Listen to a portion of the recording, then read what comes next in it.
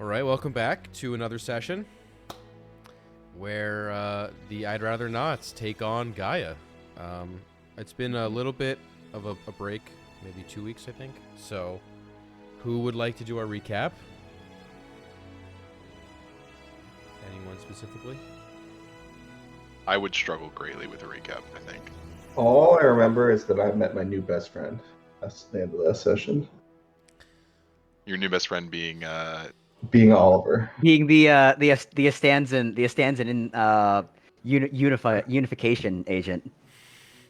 the Uh, I Azorco mean, agent, I mean, I I have Oliver. kind of an outline ish of how last session went. If no one else wants to give it a shot. go for it. And once you start, things will come back to you. I trust. Yeah.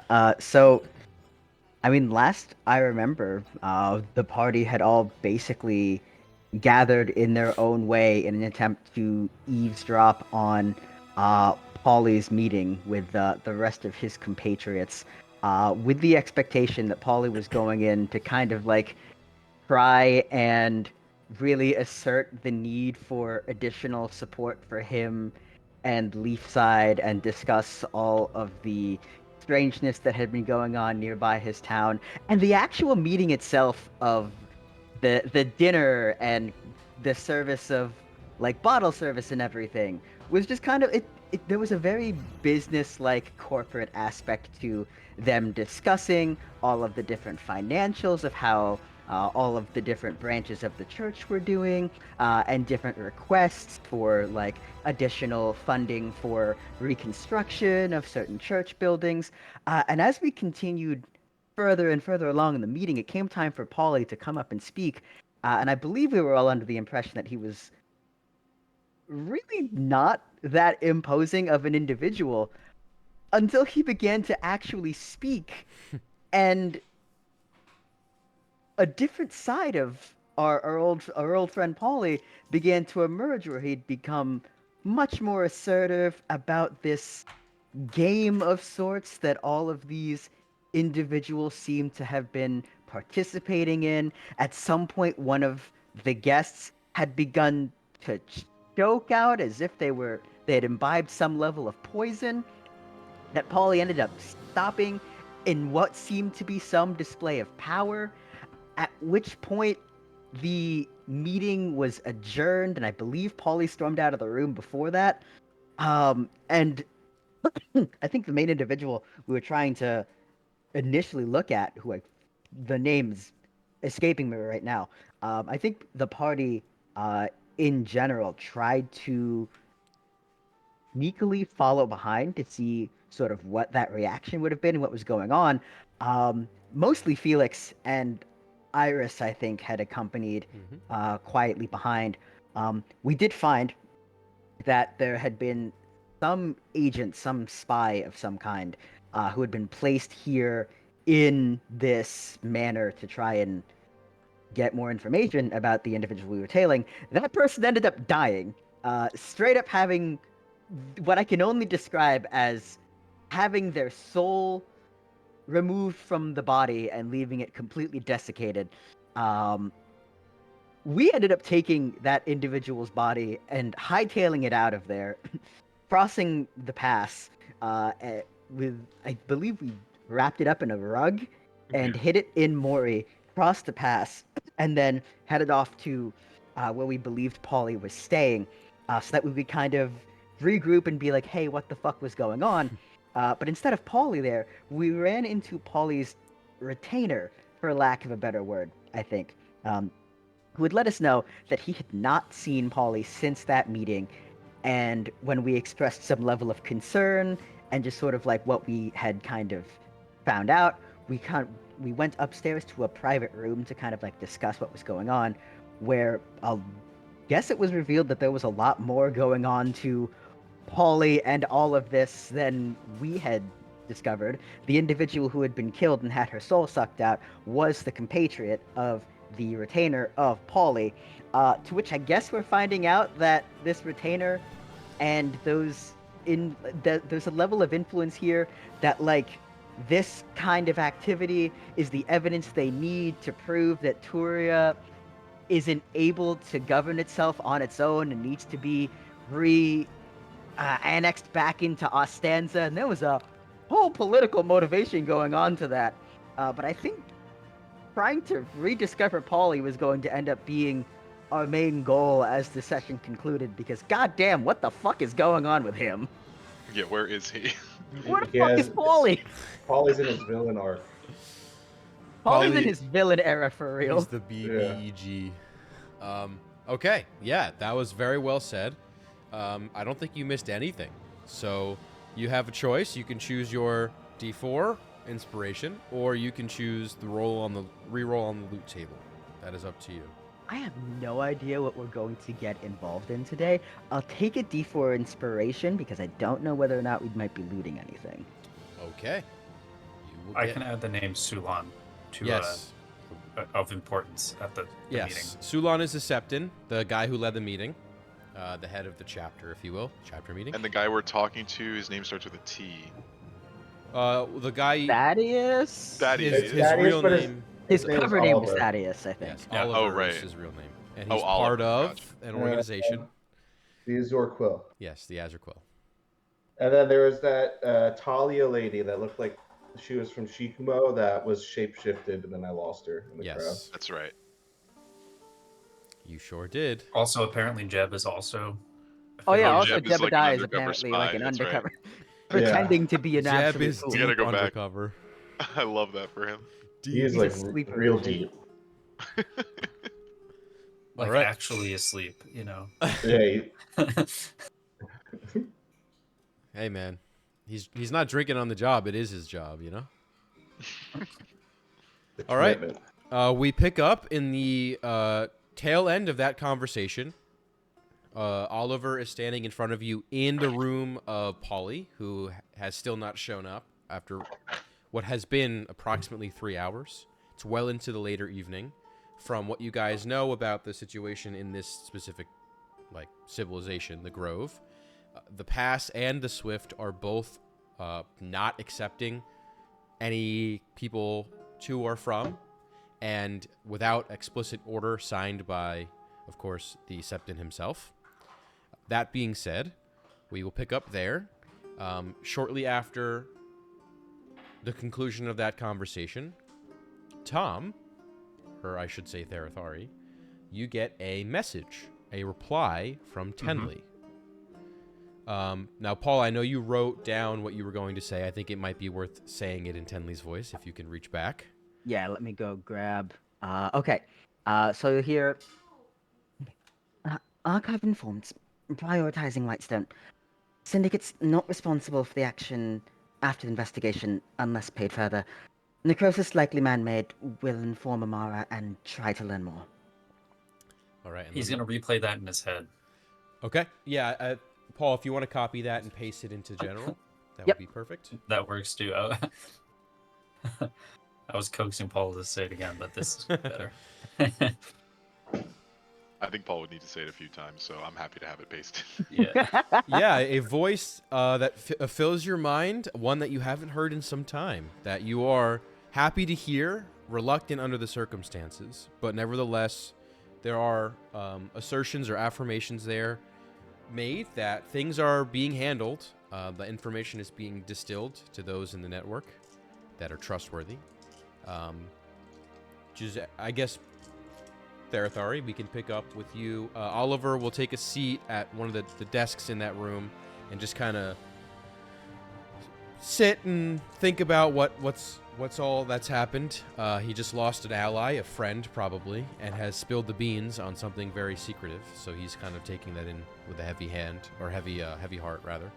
And we'll pick up. Therathari, you can share if you'd like. Yeah. So he'll repeat what's pasted, and then he'll say, "The name Amara is unfamiliar to me. Have you heard it before, anyone?" Amara is the princess, one of the princesses. Oh, She was like Yeah, the well- studious one who didn't really want to be princess, but she's the oldest, so she's kind of inheriting queen. okay. He's not going to say that then. Yeah. He would know that. I mean, everyone maybe even Jara would know. The I royal don't think family. Iris would, but Yeah, Iris Jar- definitely yeah, would. Iris would not know, but Jara definitely would. So Oliver is doing what in the room? He's just kind of. I mean, the body is still on the floor. He's just kind of sat in one of the chairs that is pushed into the desk. He pulls it out, kind of turns it sideways, and sits on it, looking at his ally, head in hand. You hear him muttering things to himself. He looks like he's taking this news pretty hard. You gather or make an insight check. You all can if you'd like. 12. oh, that's a natural 20. Let's go. 21 total. Better than my 9. Okay. Those of you who are kind of acutely watching him, there may have been more than just professional relationship here from his reaction. And you gather that the assignment process for the Azure Quill, although a secretive organization, you gather they probably joined on this assignment together. After Jeb shared some intel, he was probably the first out, etc., etc. But regardless, these two were probably very close, and maybe that relationship crossed the bounds of business strictly.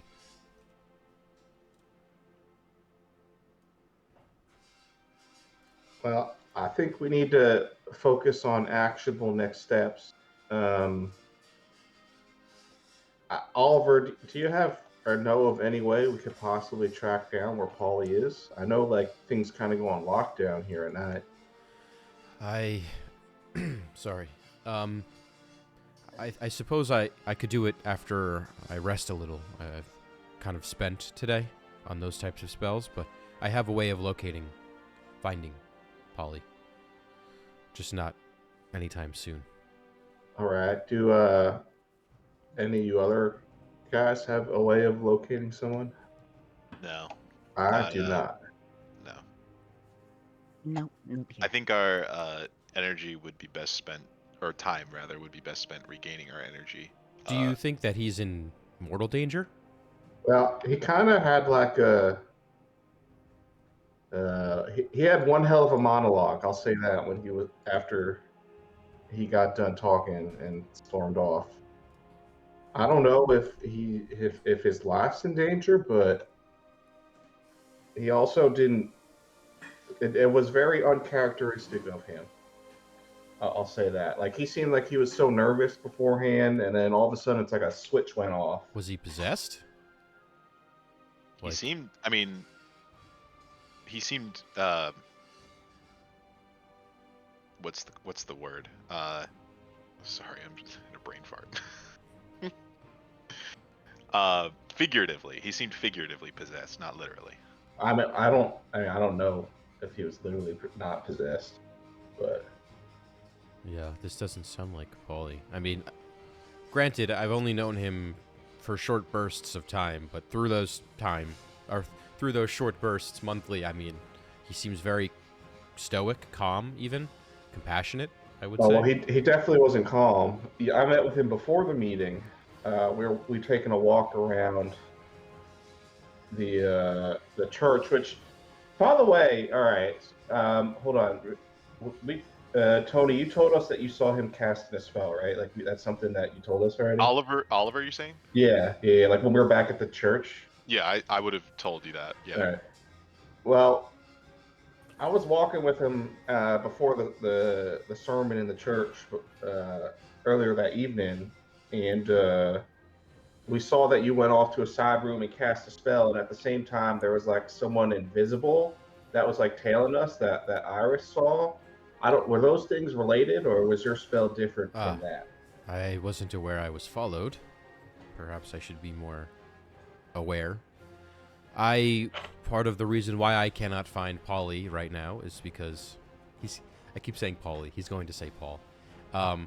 Is because I located him in that moment, and then I teleported to him. And then. All right. So that invisible person was your doing. That was me. Yes, I was. All right. I guess I was tracking both of you. Although, to be fair, I didn't pay much attention to you. You didn't seem like a person to put Paul in danger. I don't mean any offense. I'm sure you're very capable, but you I, just I mean, I wasn't trying to put him in. Yeah, any we danger. consider ourselves his allies. Yeah, we're definitely allies with him, or at least with his cause, at the very least. I was part of that was intel gathering. But yes, that was me.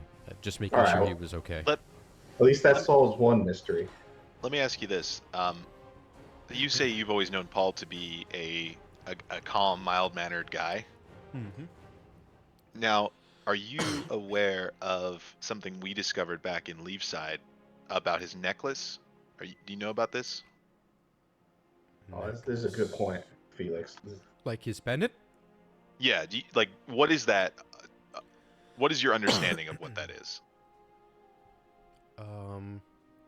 I mean, typically the bishops, high bishops, septons, all the way up, they carry their holy symbol, their pendant.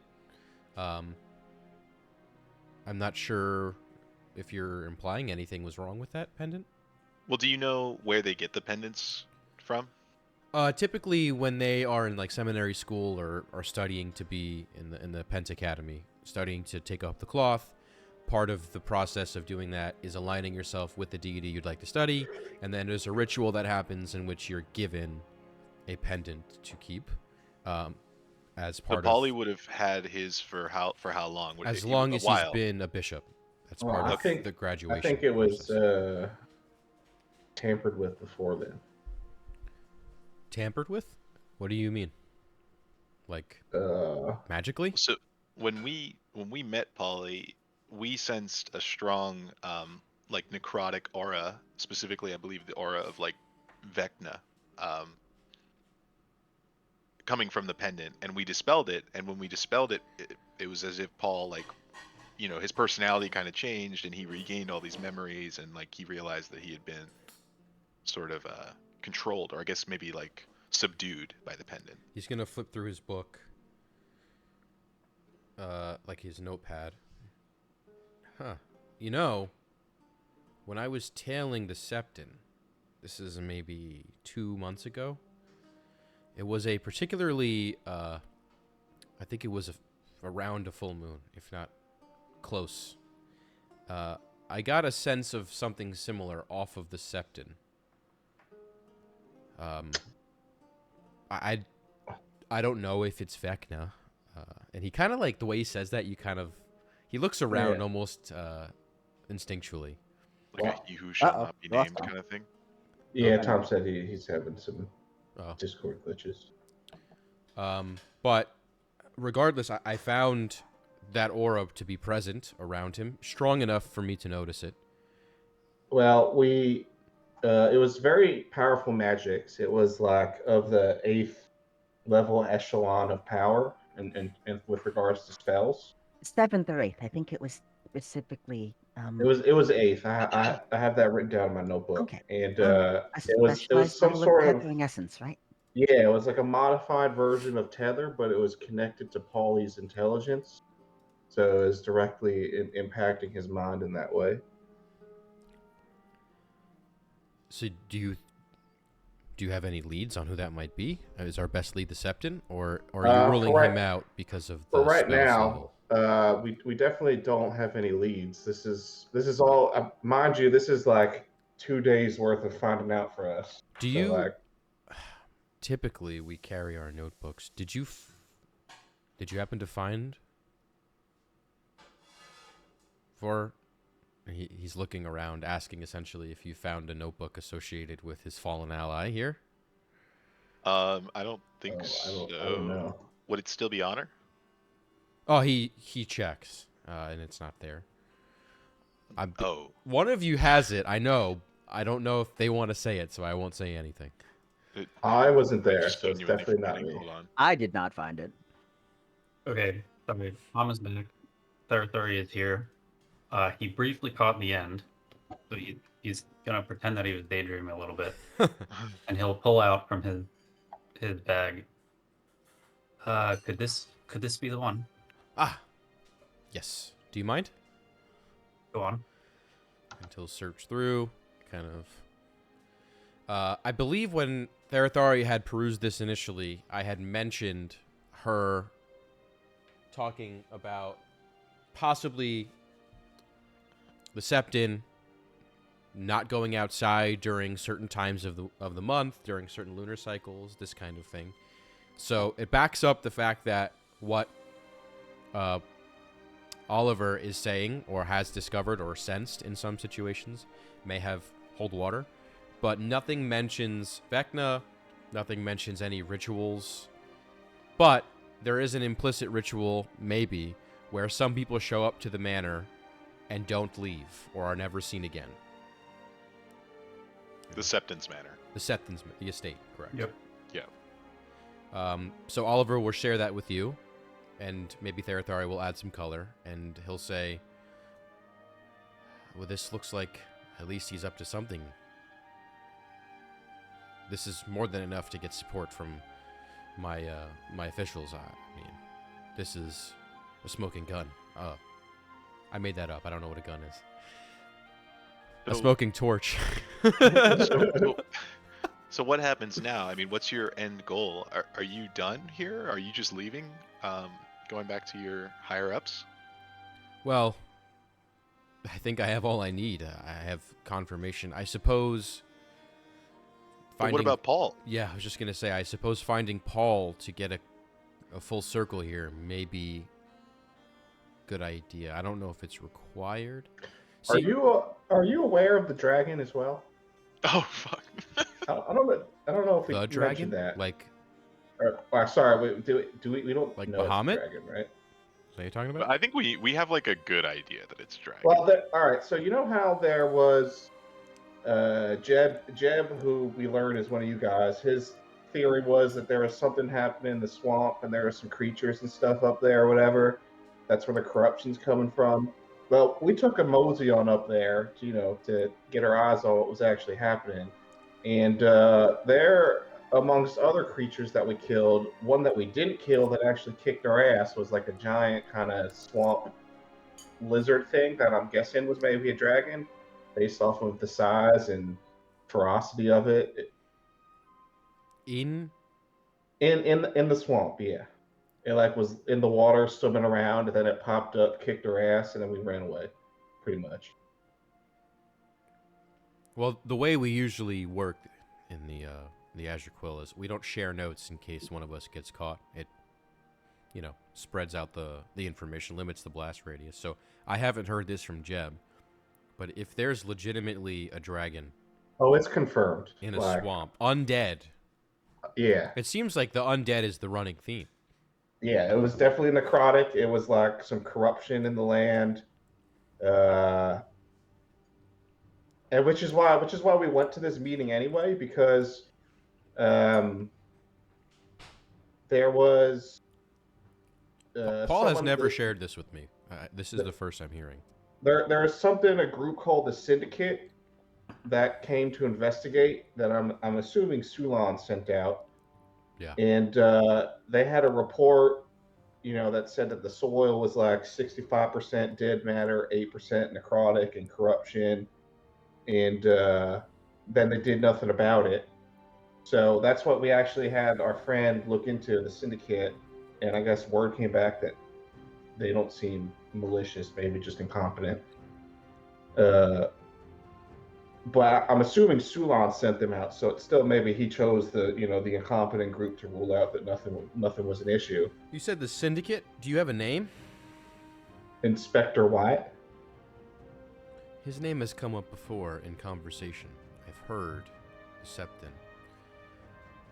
I tracked this down at one point, but I didn't think it would be fruitful, so I let it go cold. However, I do know the Syndicate has an operation in Alder Square, and he'll give you the address, so write it down, hand it to Jara, I guess. I didn't go there, admittedly, but this may be something worth checking out. I don't know if... I think I may need to get out of here to get this information up. Is Alder Square here? Alder Square is right next to the... Oh, okay, I see it on the map. I think my investigation is concluded. As far deep as I want to go before I feel if I pry or probe any further, I will either be caught or killed or both. And I need to get this information in person to my my higher ups. So I'll leave you the dump of information I found, and you can do whatever you want with it. But I will say, I will make sure it is my direct prerogative, my duty, that this information gets to the right people, and this is corrected. All right. I have one final question for you. Now, if let's say someone was interested in joining or learning more about your organization, how could someone go about that? Well, we only recruit in Ostanza. You All right. must Well, be Ostanzan, I checked that out. and I have to vouch for you. And so he'll pull out from his other, like, inner jacket pocket, he'll pull out a coin. It is a cobalt-colored coin, and on it, it has like a monocle, like a chain and a monocle. And on the flip side, it has a saying in what I guess you can read it. It has a saying in Thieves' Cant, which I think traditionally isn't written, but in my world it is. I like. Usually, it's like scratch marks. It's like Yeah. symbols and stuff. Like shadow marks, really weird ways of saying Yeah. things. But essentially, it is the mantra of the Azure Quill, which is leave no stone unturned. Leave no. Hold on, I think I wrote this down. I'm from Bedford, by the way. If it makes Ah. a difference. You're Ostanzan. I knew I trusted you. Well, anyway, here's my coin. Go to Ostanza, and I'll show you on the map, which is over here. Right. Actually, I think it might be worth changing it here. Oop. See all. I'd rather not get involved in a succession war. One sec. Wow, I have a lot of maps. We've been busy. We haven't seen this in a while. No. Okay. So you're from Bedford, but if you want to go, he'll say, there's a bunch of places. Bruden's Port, that's one.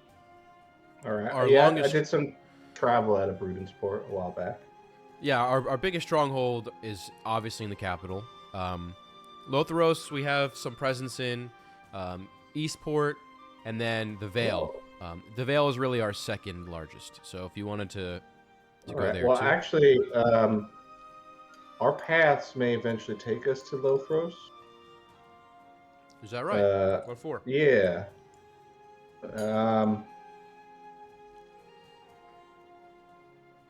We are. Well, all right. So, here's another. The thing about that, we are doing this thing for the Order of the Archive right now, and then after that, I'm assuming you've heard of Krakow and the journals for Christoph Columbia.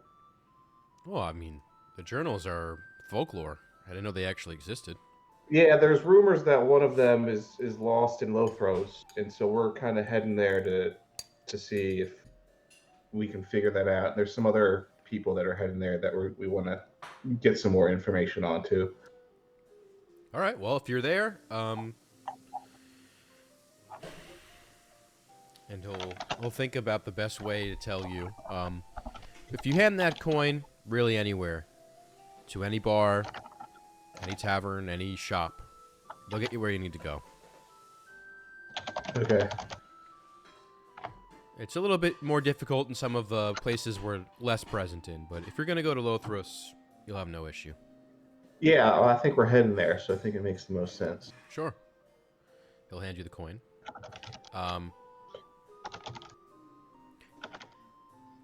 I feel you're all trustworthy enough. However, our selection process is very specific, and if you don't meet the criteria, I'm afraid you'll be disqualified. So I'm not making any promises to the rest of you, or even to you. You said Jara, right? Yeah. But at least you can try. Well, hopefully we've at least proven ourselves a little bit. You knew, and to know quite a bit. That kind of information gathering takes skill, finesse, high intelligence, all things we look for. All right. So, do you think that maybe tomorrow morning before you head out, you could help us locate Paulie, and then I guess we'll track him down. Yeah, I have a room down the hall. I can just, so I'll be close by. All right. You guys, do you want to just like stay in the room in Paulie's room in case he comes back, or I don't think we have like actual lodging in this building. I think Don't it's anticipate him coming back, but sure. yeah, I think it's best that we don't leave a paper trail. Yeah, because like I don't think we actually have like rooms. So Well, do we have a leading theory where he is or what happened to him? I have no idea. Well, didn't I mean Oliver just mentioned that there's a syndicate headquarters in Alder Square, right? That's worth checking out. Yeah, yeah. All right then.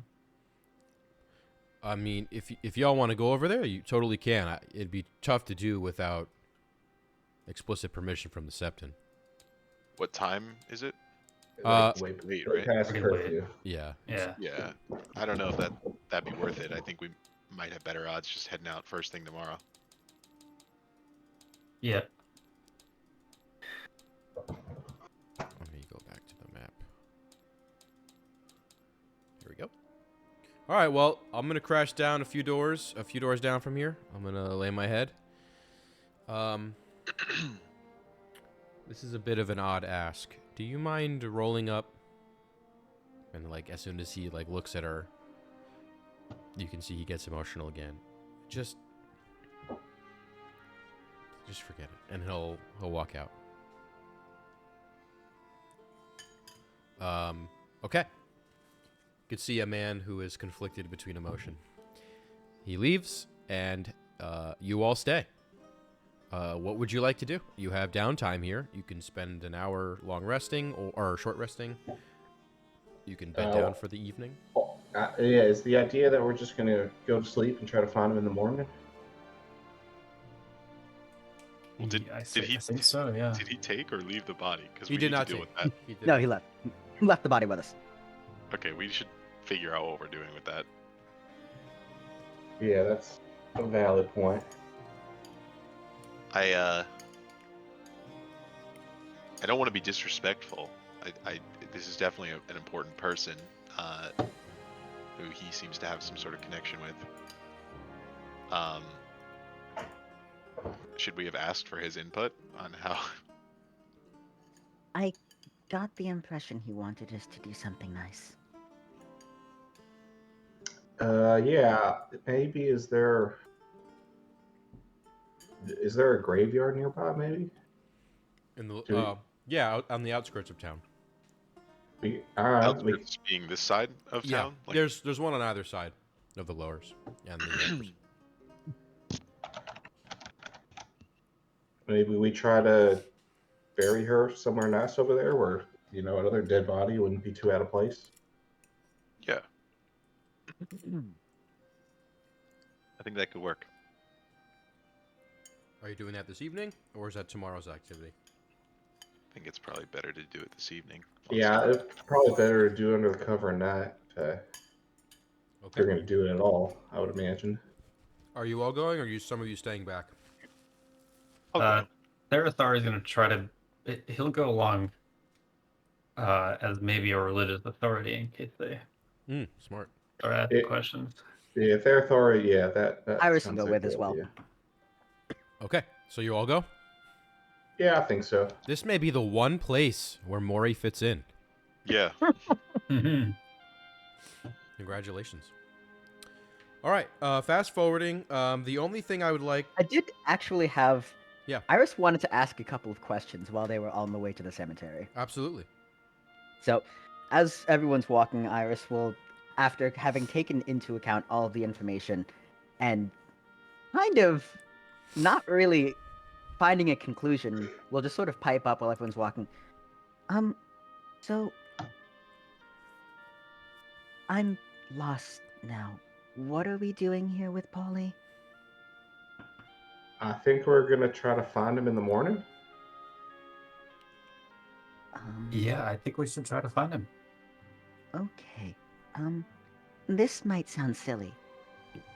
Is he still our situation to handle? I think outside of maybe finding him in the morning, but that might be where our responsibility ends. Potentially. Yeah, I mean, I think we definitely have an obligation to help him out, considering we're the ones who got him into this, right? I mean, he wouldn't be in this situation if not for us. And I mean, even if we're thinking about it purely objectively, I mean, he helps our goals. He's working with us, and he knows he at least has some idea of what's going on the inside. Yes, and I'll say we've left a positive impact on pretty much everyone we've encountered on these travels, all non-hostile anyway. And Polly feels like an exception at the moment. Yeah, I would like to at least. I mean, look, if we can't find them, then it's very unfortunate. We have a timetable to keep, but I would at least like to put like a good faith effort in to try and help him out because he's kind of, stuck between a rock and a hard place. I got the impression, at least before his little monologue, that he was an honest man trying to do good in that town. So I wanted to help him out. So I feel kind of bad if, for whatever reason, we got him all worked up and he stormed off and got himself into some trouble and needed some help, and we just kind of abandoned him. Especially if Oliver's able to help us, like, locate him. I mean, if we know his location, it shouldn't Yeah, be, like if Oliver just is like he's here, Okay, shouldn't be too bad. that makes sense. The events of the Syndicate and Polly's contacts have confused me a little. People are weird. People are weird. I will give you that one. I'm sure it's a very different time than you're used to. I don't know if there was all this political intrigue where you come from. If there was, I don't remember it much. I think it's safe to say I at least wasn't a politician. I think so, but I'm sure you were doing good in the world, whatever you were up to. I think also if there wasn't anything else on that thread, once we kind of get into the graveyard, I'd probably ask Jara a question of like, okay. I don't know anything about this. What's the situation with Ostanza and Tura? They are two countries that are semi-hostile to one another. There is a tentative peace right now, but it's, like I said, very tentative. It's not like, they're in good diplomatic relations with one another. Ultimately, it's gonna, it's gonna come down to who blinks first. They're both like tensions are rising. There's border disputes, and both of them are kind of, if one side makes a mistake, it's kind of like that's it. There's probably going to be a war. Was Tura part of Ostanza before? Yeah. What? I know I probably have it written somewhere, but what? Yeah, this is common knowledge. You don't even have to roll. The history is they were one thing, and then the Knights of the Roses, which is prevalent in Tura, the capital, broke free, allegedly. It's more folklore at this point, but the history behind it is they rebelled. Tura rebelled against Ostanza because Ostanza had a very oppressive religious hold, very strict, like religious duties as a citizen, etc., etc. Only select deities were worshipped, even less than Tura, and they rebelled from just a place of being oppressed feeling, And Now they a question to God himself. Mm-hmm. What's the Ostanzan spin on that? What's the Ostanzan perspective of that schism? Yeah. So this would come from Jara. I don't know if it's been spelled out exactly, but Jara would know as an Ostanzan. There's a lot of rewriting of history that happens on both sides, as any normal war or aggression yields. But essentially, the Ostanzan version is they are looked at as like rebellious traitors. They are looked at as lesser, as a less, what's it called? Civilized folk. And in the beginning, there were, like, the animosity was so strong that there were actual battles fought, even after the separation. But the Ostanzan spin essentially is, it was a failure of the Ostanzan government, and the rules were not strict enough. And so now, as a result, there are parts of Ostanza, especially near the capital, that are extremely... It's like, what's the people from... The Puritans. There it is. Essentially. They're Puritans, if you can think about it that way. And they ratchet it down. And present day, relations are still tough, as Jara mentions. And besides that, the distilled information in Ostanza is very different than that is distilled in Tura. Not only the content, but the frequency, the amount, the types of information. So it's a lot more controlled. It's got elements of, like, North Korea vibes there. Does that answer your question? Yes, it does.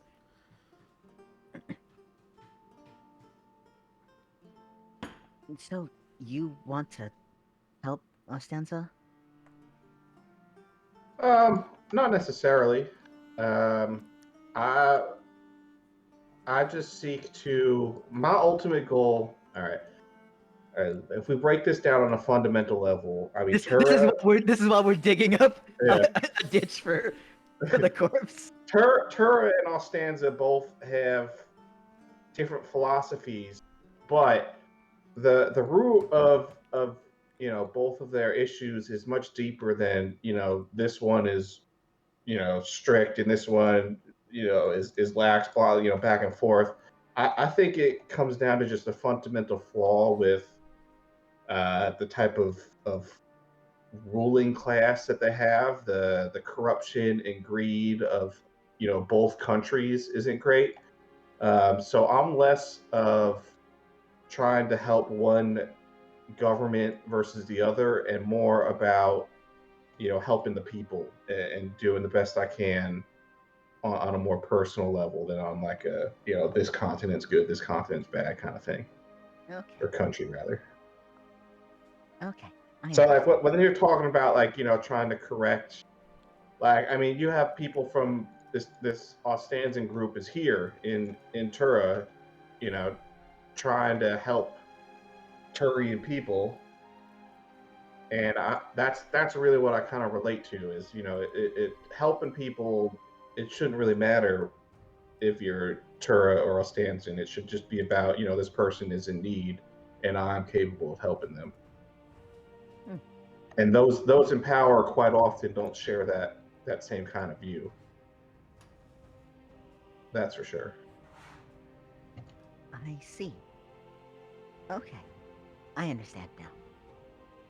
It's about being a good person. Yeah, and that's something that's sorely lacking, I feel, in most positions of power. The saying is those who go into politics, or those who want to go into politics shouldn't go into politics, and those who don't are the ones that should.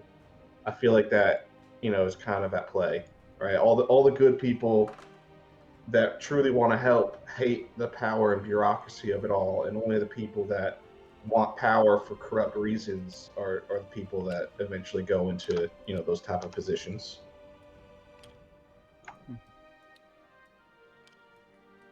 Wow, John, I was not expecting a lesson in philosophy this evening. Well, you gotta take the good with the bad. I also didn't expect to be, at a cemetery burying a woman I barely knew, but here we are. Like I said, she was apparently a good person, and the least we could do is give her a good final resting place. Yeah, well put. All right. As the conversation ends, your shovels hit 6 feet, enough for the body and more. Therathari, I guess the religious leader, quote unquote, in the group, would you like to lead some sort of burial ceremony? There may be some inspiration at the end of it for you. Did Therathari ever read or recover the name of this person? Yeah, her name's Lila. Lila. Okay. Ooh, what's her last name? Yeah, you don't know her last name. Oh, damn. Why do you ask? Because I in a one shot like a long time ago, I made a character named Lila, and then she popped up in another one. I was wondering if it was the same. No, this is a different Lila. That was my doing, Tony. Oh, that's right. That's right. Different times. Yes. So this evening we gather, we few, that we carry the wishes of our friends as well, to send Lila to a better place. Lila, who has uncovered many secrets of this city, and who has advanced her goals as well as ours, who met an untimely and hideous end. We hope that what awaits you is better than this. All right.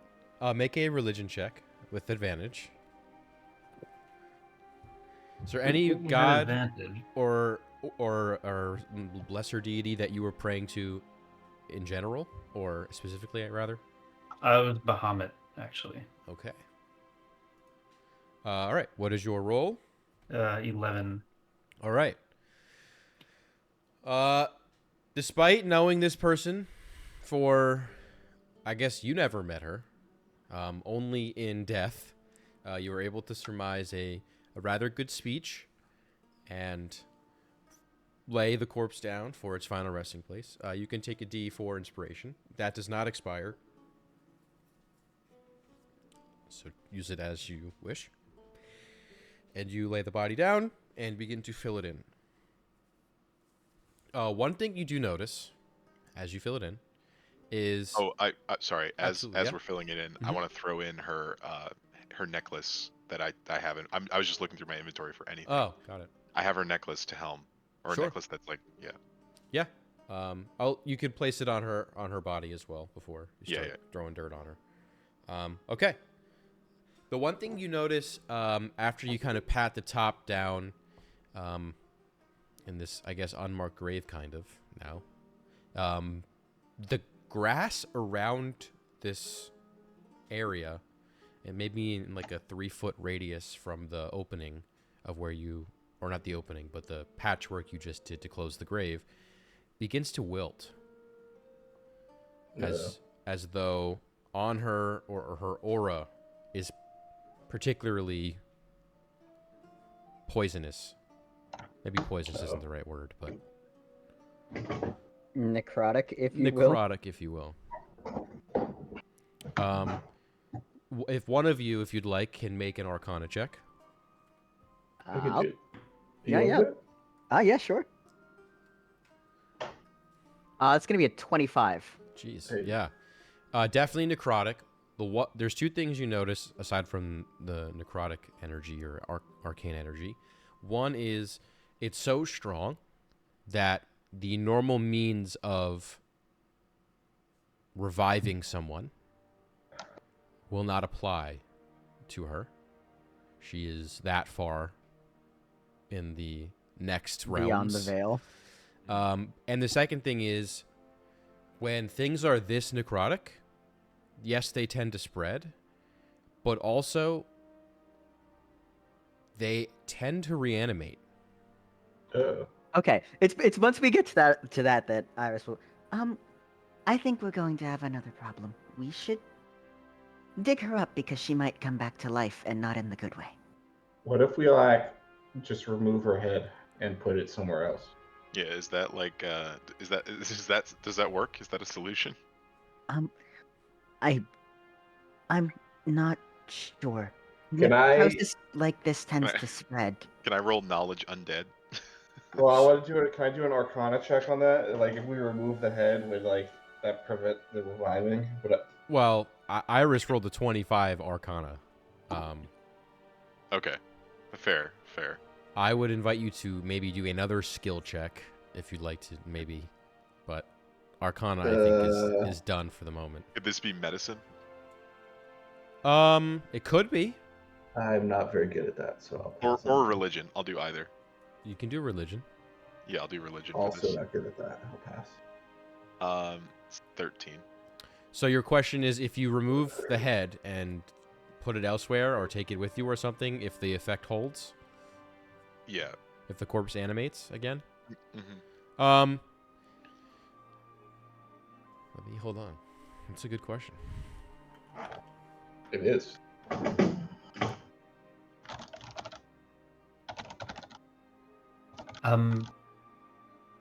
So could we burn the body? Okay. Oh, that's- Before that's a you good answer point. that, the answer to this question that Tony asked, it is not the head that is the cause of the reanimation. So you can move the head and it would reanimate along with the corpse. Severed or Really? not. So the corpse would just reanimate without a head. Yes. And the head would also reanimate too, I guess. Without a body. corpse. Yeah.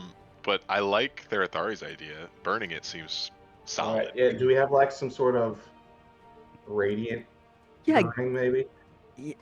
yeah. I guess do we have holy water or something like that? I don't know. Do you? I don't have holy water, but I have a hell of a lot of other things. Actually, I have Lila's utility belt of vials, which has 2 vials in it that I don't think I've inspected yet. Okay. Would you like to inspect them? I would love to. Okay. You can make your tinkering check, your alchemical check, we call it. Yep. Oh, nat 20. Let's go. Hey, Okay. The last 2 vials. Now this is utility belt. Let me look at my notes. Okay. The last 2 vials, one of them contains a dark, like almost black liquid. It's maybe a little bit like less opaque and a little more transparent, giving it kind of a grayish tint. Your estimates for that, this is some kind of what's the word I'm looking for? It's basically the opposite of mending, where like it specifically erodes and breaks down materials into like their. It's not acidic though, or it's not acid based. Mhm. It almost like literally destroys the essence of that matter. That sounds like just what we need. Then the other one is a potion of night vision that gives you, or a vial of night vision, that gives you advantage on any scent-based rolls at nighttime. And if it's consumed during day, disadvantage. You said scent based? Sense. Okay. Yeah, That sorry. makes more sense. Any of your senses. As you're deliberating, a hand shoots out from the dirt. Oh my god. A skeletal hand. Burn it with fire. Who knew it would happen so quickly? And I would invite all of you to roll initiative. oh Initiative. jeez. Initiative. Initiative. Oh, yo, sick. Oh no. It's I like my rolled best initiative roll Poorly. ever. I rolled bad. All right, give me a sec here. All right, 25 to 20. 21. Wow. Okay, John. Okay, quick question. Sure. Is it reasonable to assume that Maury is with us currently? Yeah, that's why I I made the assumed he joke would be. that Maury would fit in here. That's how else do we carry the body? You know what? That's also fair. 19 to 15. Oof. Okay, 14 to 10. Oof. Double oof. 9 to 5. 8. That is a mighty 9. Okay. 7. 7, 8, 9. All right. Thera's at 6 is afraid 7. of 7. 8 Yeah. So is- if any of the undead rolled a 6, then They we get instantly advantage die, on those. yeah. Yeah. we get advantage. That's one way to look at it. Okay. Yeah, and oh my god, I don't even want to. Never mind. I'm not even gonna say what I want to say because I don't want to give Jared any ideas. All right, we're going to take a 5-minute break so I can get the battle map set up. I didn't know where exactly this reanimation would happen, so here we are. Just give me like 5-8 minutes, and we'll be right back. So check in around that time. Hell yeah. She heard me talking about skin theory. All right, and with that, we are back into an undead encounter. Jara is actually the first up. So you all are deliberating on if you want to burn the body after Iris shares with you this news of maybe potential reanimation. On an uncanny coincidence, perhaps, the reanimation happens before your very eyes as a hand bursts forth from the dirt, and following it is half of a torso. So like I said, Jar instinctively said, burn it with fire. That's the first thing he said. And while he's saying that, he's instinctively, I'm going to cast Mage Armor on myself. All right. And then I'm going to Quicken Spell cast Protection from Evil and Good on myself. Okay. Which means I'm protected from undead. They have disadvantage on attack rolls against me, and I can't be charmed, frightened, or possessed by them. Okay. Is this concentration? It is indeed concentration. All right. Let me get you that. So you are the tank now. That was just my gut. That was just Jar's gut reaction. That's what he did. No, I love it. And I'm gonna back away probably. All right. Feel free to move. Probably like closer to the light, maybe. Maybe I'll go over here. Sure. Take your coins with you. Okay. No, I don't need the mage armor. I have a toggle for it. Oh, cool. Alrighty. Jara is done. I'll put this in quotations. Lila, R.I.P. She emerges forth from beneath the dirt, and you see her eyes, which were previously empty sockets, more skin and bone than anything else, have been filled with a dark green energy, a glowing, a slight glowing. This green energy flows from her eye sockets. Definitely sus. She will spend her action raising the dead. Oh, mother. No. Now, for fun, I would like to roll this on the table. I don't know what I just did. This is why we save, Brought folks. out a bunch of dice. This is exactly why we save. Give me a sec. No, and a coin. I tried to flip it. It didn't really work. All right, back like we never left. I just need my concentration thing. Yeah, and then you think you need to move to where you want it to go. Yeah, everyone else was in a different spot too. Yeah, I'll have to move them. Because I moved like back here. Yeah, move to where, if you remember where you were. No, the torch was over here. Oh, okay, then I moved towards the torch. Maury was here.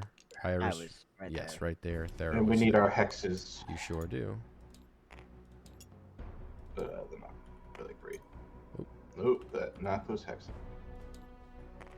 There you go. I will save once more. I guess I'm here then. Okay. All right. Yes. So she stands. I'll put her name again. And she has a different action because we reloaded. We loaded the previous save. We saved Yeah, some. you save scummed. Yeah, it was just like Baldur's Gate, Jared. Sorry. Yeah, there's now a magical barrier over the entrance, so the pathfinding will not work, and we can run away for free. Jared, is Raise the Dead a spell? No, actually. I think that's just sounds more like an ability to me. This is an ability. Good Yeah, question. raise dead is the Yeah. spell, but if there's a "the" in there, it's not a spell. All right. Damn it. There's Damn. a D12 that we're rolling, folks. Darn the magical power of semantics. Yeah. Actually, I meant to make a D10. A D10. I'm rolling it. This is how many are spawning. This could Love be it. very bad or very good, depending on what Could be happens. excellent. Here we go. 0? 10. No, Jared, that clearly says 0. We may be here a That while, means there's folks. zero. There are zeros undead that are about to show up. Yeah, it just Undead. failed. It was just a waste of a spell. All right. Now I can't cheese you. They have to be near the gravesite. So, 2, 3, Nope. This is one of those no good deeds go unnoticed moments 4. that don't quite turn out the way you thought. It's like, yeah, just spare this body and we'll do some good and we'll be fine. Oh, motherfucker. Tom, you Yeah. collected on that inspiration, right? What if it tried to Raise the Dead and, like, we're still at the inn, it wouldn't have, as much of an effect. All right. Oh my god. Here you go. It's insane. I hope we have some AoEs. The true zombie apocalypse has taken I have all my place. stealth shit prepared. Now they are not in initiative yet. They. Good luck with that. Yeah. But that being said, Iris, it's your turn. Okay. A bunch of zombies just rolled the fuck up. Yes, you hear you hear the moaning, the various bones crackling, scraping together, and you see around you lots of undead. Okay. Give me just a sec to look something up.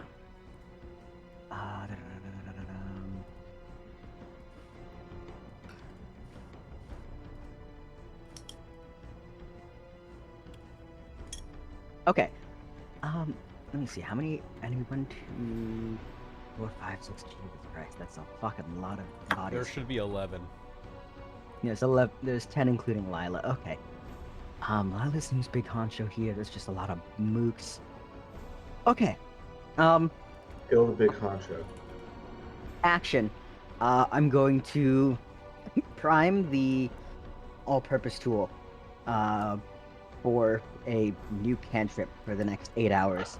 I'm gonna go ahead and give myself Word of Radiance as a Nice. cantrip. It'll be my action, but I can't do much. Like it's gonna be useful. I will. Where's the largest group of these guys? I'm gonna go. Can I? I guess jumping over this portion of the dirt is difficult terrain. Yeah, it would cost you 5 movement. Okay, 5, 10, 15. Yeah, fuck it. I have the armor. I'll walk past that and take an attack of opportunity from Lila if she wants it. Sure, she will take it. Eyes glow brightly, especially as she commands all the undead around her to rise. She takes 2 strikes at you. Okay. The first will miss. Second one is a 22. 22 does hit. We'll let this go through. I want to see what happens. Sure, you die. Okay, you take 10 points of slashing damage as the Okay. she has claws, and then an additional 2 necrotic. Alright, I wanted to see how hard she hurts. Got it. Okay. So that'll go there. A guttural growl meets you as she claws you. Okay. 5, 10, 15, 20, 25. I'll go 30, and I'll take an attack of opportunity from this undead. I over don't here. believe you were engaged with that one. Oh, no, because I was started here. I went 5, 10, 15, 20, which I guess would walk past the square hex, 25, 30. But does that require it to be engaged with you for attack opportunity? I don't think it has to be engaged. It's just I have to go into its melee Okay. range and then out of its melee range. That's up to you.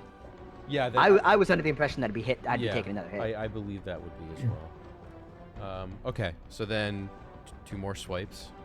Miss. Another miss. Okay. Bonus action. I want Mori over with me. I'm gonna go 5, 10, 15. I guess the reaction is done, so attacks of opportunity are not a thing You are for correct. that. Mori's bonus action is going to be to swing its arms against my armor and against its ribs. I want to make enough of a crazy ass racket to get the undead coming after us and not everyone else. Okay, I would say make a performance check. Ooh, boy. I'll give you advantage with it because you have an ally helping you who is particularly enticing. Well, that's good. Okay, well, advantage is a natural 20. 19 total, but natural 20. Wow. All right. Why don't you give us your best come get me, come bite me enactment here? Okay. The best thing that Iris imagines is for Mori to start, like, banging on Iris's armor for a bit, and then stopping for a moment. And then Iris will pull 2 of Mori's fingers off and start xylophoning Mori's ribs. All right. Love it. A Symphony of Bones. That'd be a good title for this episode. Yeah. Oh, speaking of which, I do have a title for the remaining last untitled one. Okay. I'll give it. Yeah. Wait, that's gonna be our action. I'm trying yeah. to taunt the hell out of the minions right now. Absolutely. If aggro could be drawn, you may have done it. All right. That ends Iris's turn. Felix. All right. Wait, is it? Oh yeah, Iris went. Okay. So I will take out my dagger and try to. Actually. Oh yeah, I'll try to stab Lila with my force dagger, casting green flame blade as I do that. Okay. Make And- an Can you pick a attack. different color? Yes. I'm sorry. I made her a different color. No, that's no, what I it mean is. for the flame blade because Oh. she's glowing green. Like maybe I'm being. This Sorry. spell is literally called green flame blade. Yeah, I know. I have no control over that. It's a lime Yeah, green. That's why it's a bad dad joke. It's a 17 to hit. 17 on Lila will hit. Okay, and it's I roll a bunch of shit here. What do I roll? Hold on. Roll a d4 for the blade, then a d4 for the force damage, and then a d8. And oh, there's no one adjacent, so that's just it.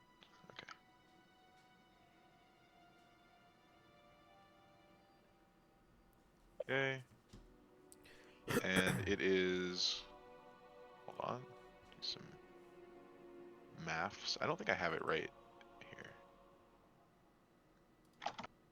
Okay. It is 13 plus 3 plus 5 is 26? 21. 13, 3 plus... Oh, yeah. You're right. 21. Yep. 21 total? 21 total points of damage to Lila. All right. And I'll run past Mori, so 5, 10, 15, 20, 25. There we go. Okay. Yeah, your green flame blade. Lime green flame blade. I was forgetting. I get sneak attack as well because Tom was adjacent. I knew I was forgetting something. Yes, Add you do. 6 damage to that. Let's go. All right, 20. I was close. 27. Okay. Yeah. You notice as you carve her, her like decayed, rapidly or yeah, like heavily decayed outer frame seems to take these blows, and at least for some of them, the slashes seem to kind of enclose back together. So there's a self-healing going on here of some kind. However, 27 is nothing to scoff at. That's a great round of attacks. All right, so you move back after slashing her twice, or slashing her, I should say. Therathari, your turn. Yeah. Could you yeah, let me just move this for a sec so I can count hexes. Sure. 1, 2, 3, 4, 5, 6. This is my target, I think. This which one is this in? I Oh, guess he's in this one. probably. Yep. Okay. So Therathor is gonna move there, and he's gonna do destroy undead. His class feature. Hell Let's yeah. go. Okay. fuck. So basically, they have a wisdom save, Okay. and if they fail, they die. If they are equal to or below the challenge rating, which for this one half, fifth level cleric. Okay. So if they need to make a wisdom save, Yep. and then what'd you say if they're lower than a half? If they're lower than a half and fail, they are destroyed immediately. What's Okay. the radius on that? Is it just all of them? It is 30 feet, so that's why he moved. That's what pretty he massive, did. yeah. So he's gonna hit everything except these two over here. Okay. And you said less than wait. or equal to 1/2. These three. Yes, less than or equal to. Okay. Cool. I believe. Hitting people. All right. So yeah, challenging is at or below 1/2. Yep. I will begin the save with Lila. So wisdom save, not very wise. That is a natural 20. I kid you not. Okay. All right, Lila's done. Is this guy? Yeah, this guy's in range over here. Yep. Nope, that's a 10. Yeah, that failed. Gone. Oh, nice. Haha. Oh Jesus. All right, this guy here. Let me roll. 17. He's good. This guy here. Another 17. Mm-hmm. This guy here. Nope, that's a 2. All right, this guy Got behind 3 more. Maury. That's a 9. Nope. Oop. This guy here. Wait, does Mori count? 7. I think more the construct. Maury's a technically. construct, Yeah. yeah. Or is Okay. a construct? Also. And natural 1. So only 2 of them survive. Yeah, that's Yeah, huge. and Lila, who probably was gonna make it anyway. Yeah, she's over a half. So, Therathari, you... It's only hostile creatures, by the way, I think. Yeah, they're all hostile, for Shrended. sure. How would you like to describe this situation? Because this is pretty massive. You just killed, like, 6 or 7 undead in a snap of a finger. Yeah, he's pretty upset at how this went because he felt some solidarity for Lila, having discovered her hidey hole in her journal and all of this, and also obviously talking with Oliver.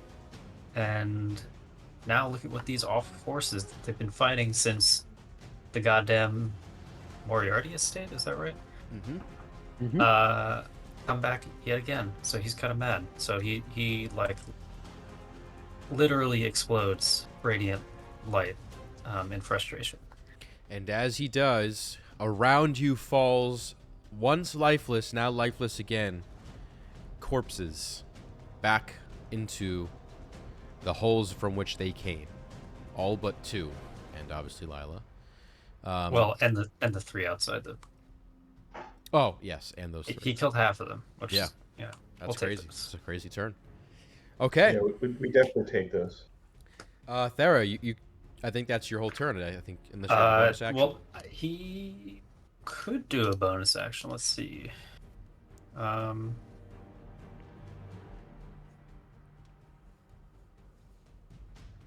Actually, don't think he has a bonus action that's really worth taking at the moment.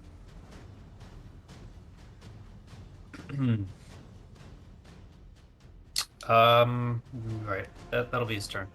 Okay. Okie doke. Great turn. We are back up to the top, Jara. Now with this new initiative round going through, or new round going through rather, I have rolled initiative for the remainder. All right, so this is 20-foot radius. Ooh, that's pretty good. It's hard to see. 5, 10. I can Right. change the color of the grid. Give me a second. Yeah, Can we could make you do them that? white? Yes. Yeah. Okay, awesome. That's a little. Excellent. that's so Oh, much that's better. so lovely. I'm gonna make it a little bit. Yeah, that's perfect. Yeah, White nice. was bad. Yeah, that was like giving me. Ooh, that guy is just at a out of range to hit in all 3 of them. All right, then that might not be the best one. This one is a 30-foot cone, so that might be the best, and just take those 2 out. Oh, but there's okay. Those 2 behind Therathari, but Therathari could probably handle himself. All right.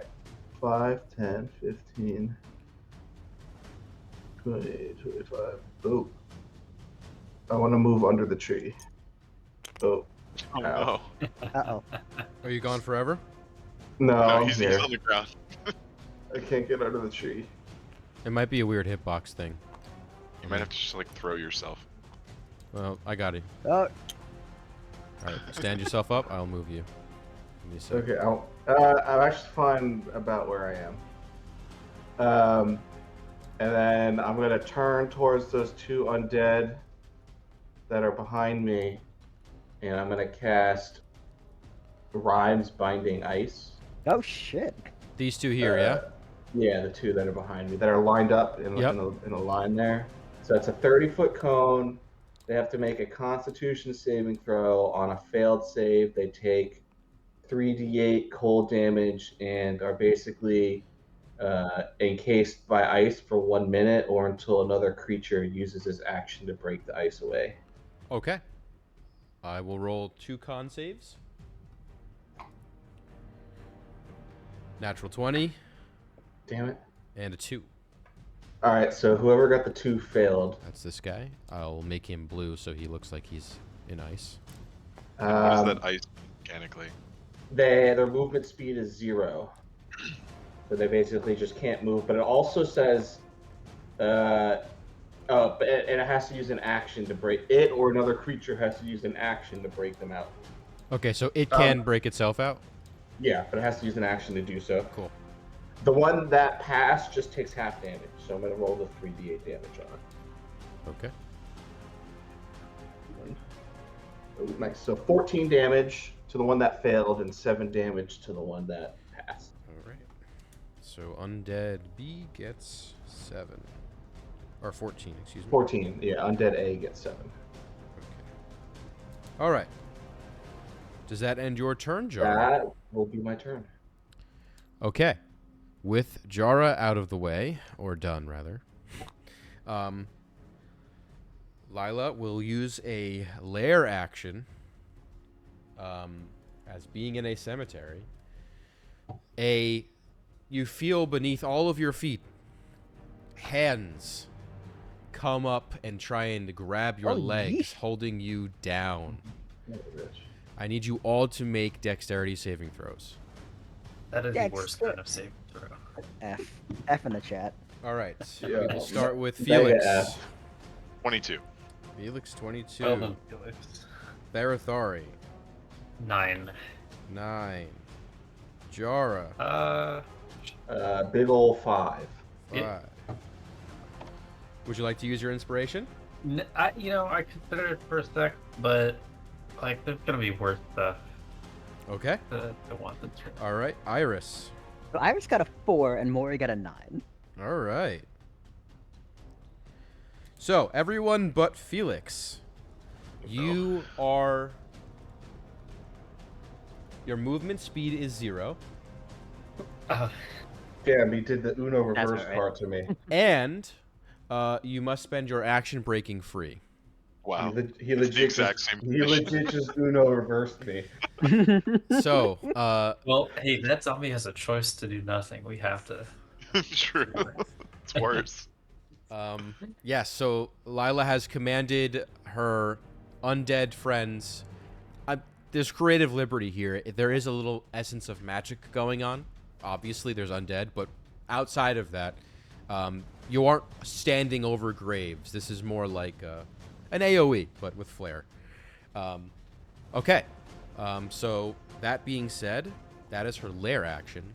She will use her action, and she will go to you, Thera, having killed half of her spawn. Mm-hmm. Are you sure someone was just, beating their chest over there? She actually has just enough intelligence to not She's a fall for bit that. smarter than the other undead. But the other ones are not so much. That being said, she will make her 2 attacks on you. These are both, I guess, claw attacks. You can think of them as. The first is a 17, and the second is a 21. First one fails, and I'm gonna warding flare the second one using my reaction if I can do that, given the hands.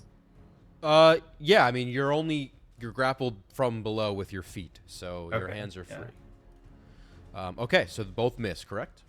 Well, the second one gets disadvantage. Disadvantage. Okay. Yeah, that misses. Well done. Cool. All right, you are able to dodge and evade the onslaught of attacks coming your way. You notice the green eyes are glowing brighter and brighter as time ticks, and the wounds that were inflicted by Felix are slowly closing. That will end her turn. It is Undead A, who will, in fact, beeline it to Iris. Heyo. Not very fast. So this creature will dash and just make it to you both. And that will be its turn. I guess as a fun little bonus action, it will just growl at you. Doesn't do anything, but you get zombie breath in your face. Nice. All right. It is also Undead B's turn. Who will spend the action to break free. No longer frozen, encased in ice. That ends its turn. And then it is Iris. Nope. Iris was kind of expecting the horde to try and come after her. She was not expecting Therathari to nuke half of them, which she's very impressed by. She's like getting ready for all of them to come at her so she can start charging up a word of radiance, and then looks over and you've just disintegrated half, and she's like, okay, I have to learn how to do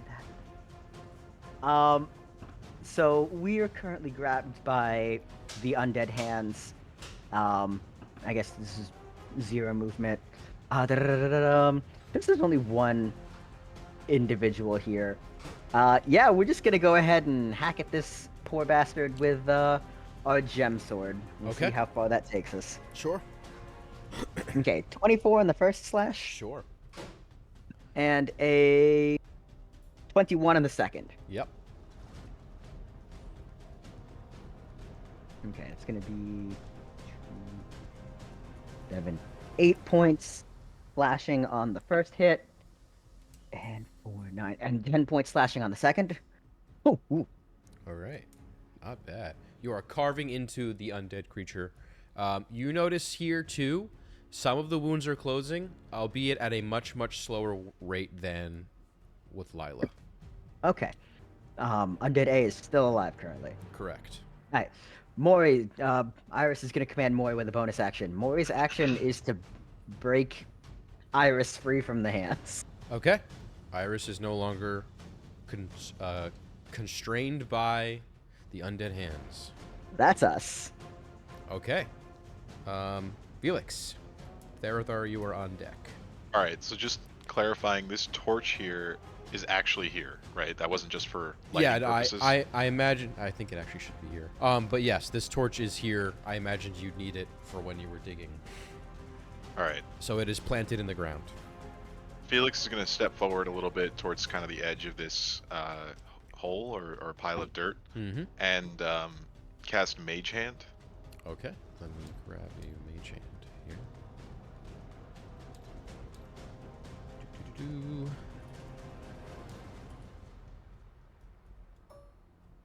Oh, that's the card. How useful is that? One second. I mean, that could be a stand-in. We could just shrink it down. That's fine. There you go. You are technically still correct. Thank you. There's your Mage Hand. That's giant. I can shrink it. I'll have the Mage Hand lift up the torch and set Lila's clothes ablaze. Okay. I would ask you. How do I want to roll this?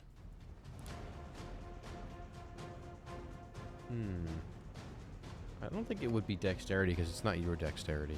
How about this? Make an Arcana check before you go down this whole route. Okay. 22. Okay. There is a high percentage chance that Lila is only flammable via magic means.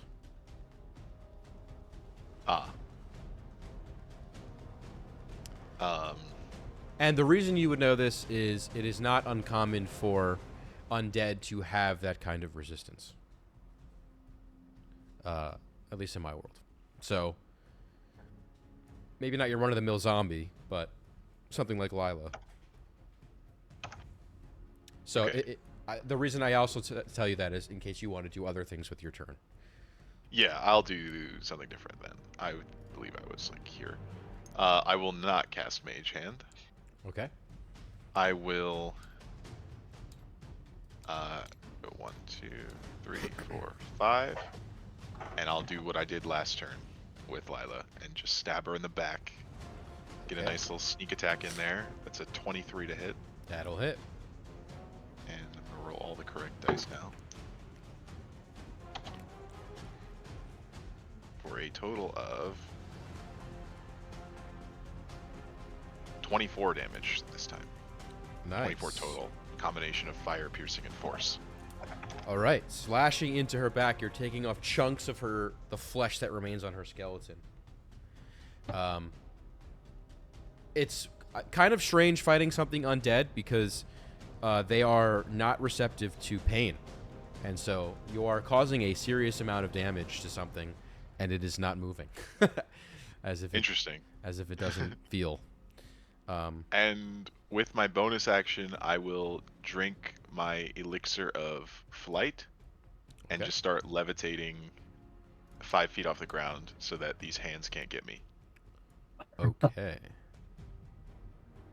I don't know. I'd have to find the thing. That's okay. Don't worry about it. I'll Okay. remember. Sure.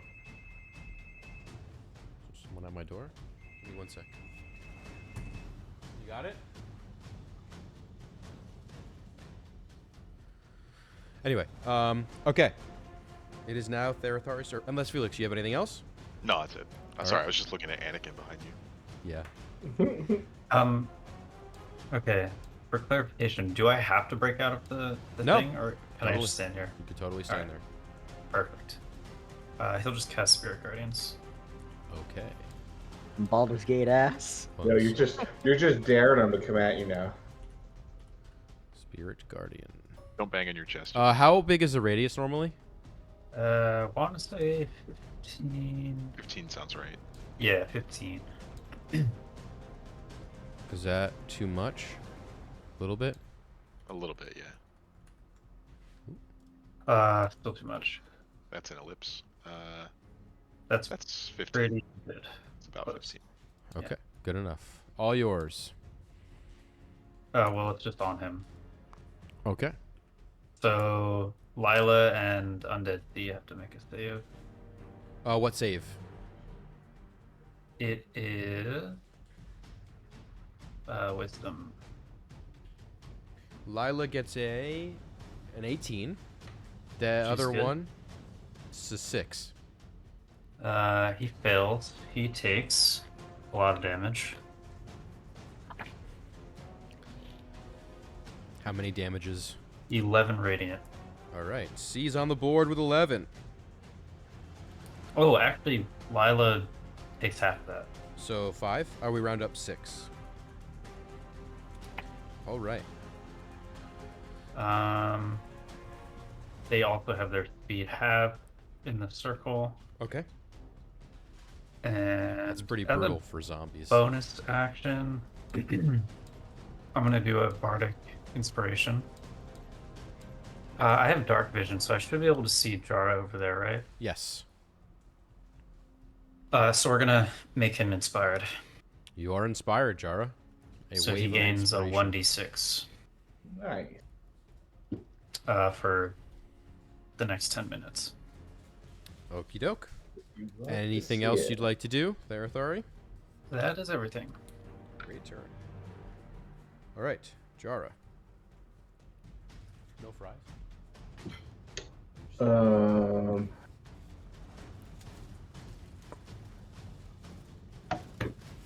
All right. So Undead B, it didn't move at all. It just it just broke itself out.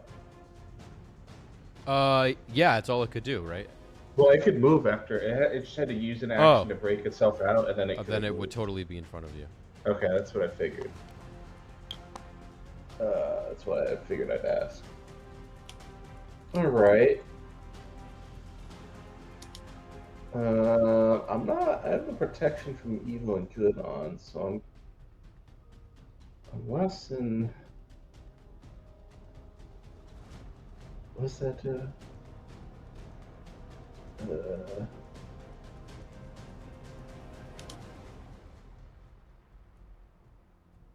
I don't have. Well, really touch spells though. All right. I'm kind of not digging too much what's going on here. I think I am going to take the chance with the attack of opportunity because it has disadvantage, and I am going to. I want to move into the protection of the spirit guardians in case it wants to come after me. All right, so you will take 2 attacks, both with disadvantage, or 2 swings. Nope. Does a 12 hit you? 12 does not hit me with my mage armor, which is why I did that. Okay. You Nice. escape. Cool. Into the sea bear circle. Yeah, more or less. And then I think I'm just gonna shoot. Which one do I want to do? Do I want to do? Well, I do have the bardic inspiration. Oh no, this one's better. All right. I'm gonna use frostbite. Okay. On Lila, so she has to make a Constitution saving throw. 11. Fails. Perfect. So she's gonna take 2d6 damage and has disadvantage on her next attack. Okay. Ooh, good one. Go ahead and roll. That is 6 damage. Okay. And the disadvantage on attack. Alrighty.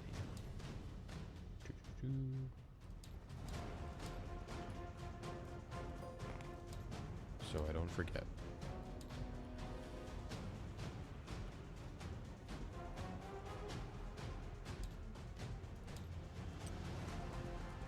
Okay. Does that end your turn?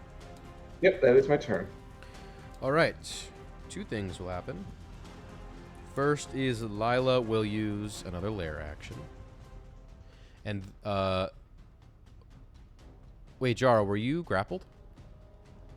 Oh shit, I was. You're right. Then I'm gonna change that to just a Misty Step. Okay. And I'm gonna use a spell. Okay. So we don't have to redo that whole thing. Sounds good. All right. So there. Does the Misty Step break me out then? I think that's how it works. Because if you misty step out of a grapple. Right. Okay. Cool. I just want to make sure like I didn't land and then they grab me again or something. No.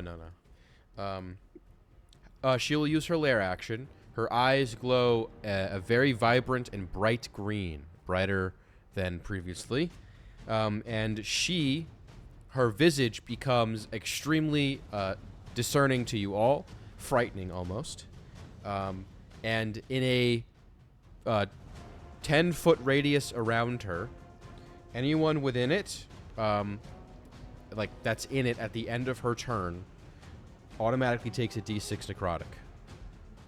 Oh, cool. I'm like just outside of it then, aren't I? Okay. It's centered around her, you said?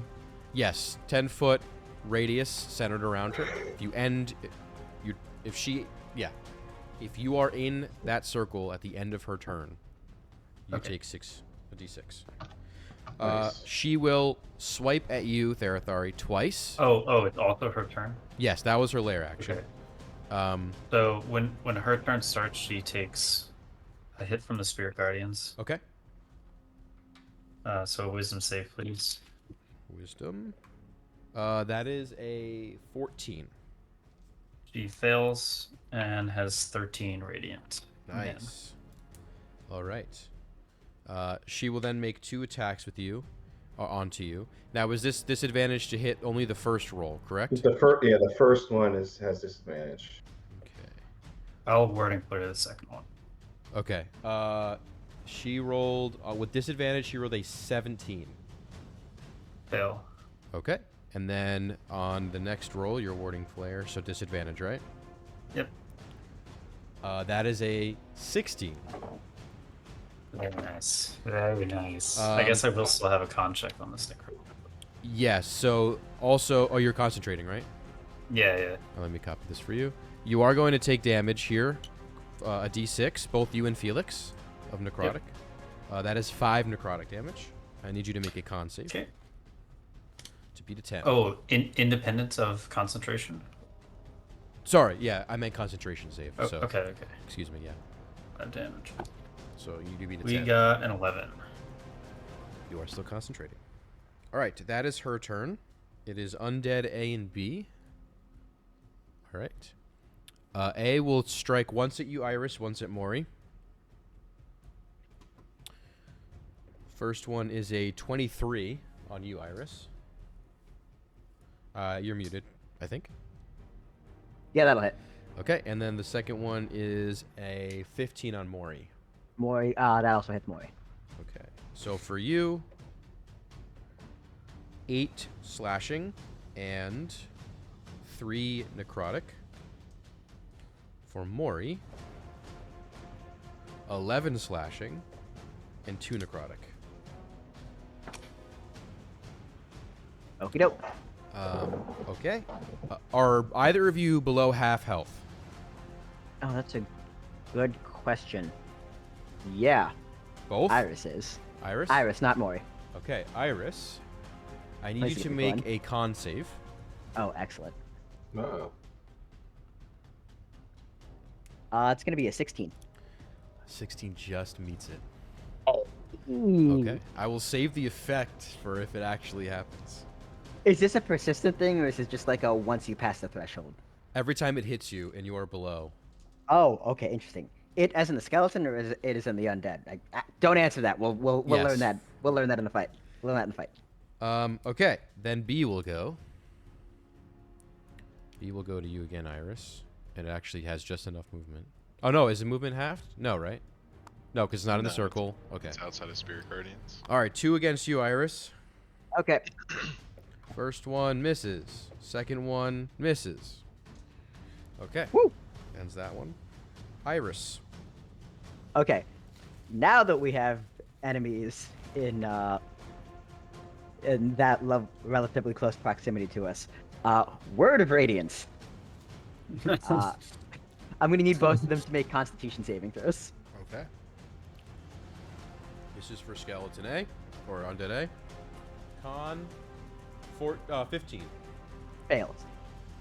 And B, 22. Okay, that one succeeds. So that one doesn't take any damage, but the second one is going to take 2d6 radiant. Okay, that's 6 points of radiant, which not as much, but AoEs can stack. 6 points of radiant. How would you like to do this? Oh, on shit. Undead A. Yeah, Iris is going to try and recreate, like, simulate in the sort of technical way that she does things. The destroy undead effect of Theratharis. And while relatively unfocused and not wholly in any sense of the word, while it doesn't do much for Undead B, it's akin to, what is the best way I can describe this?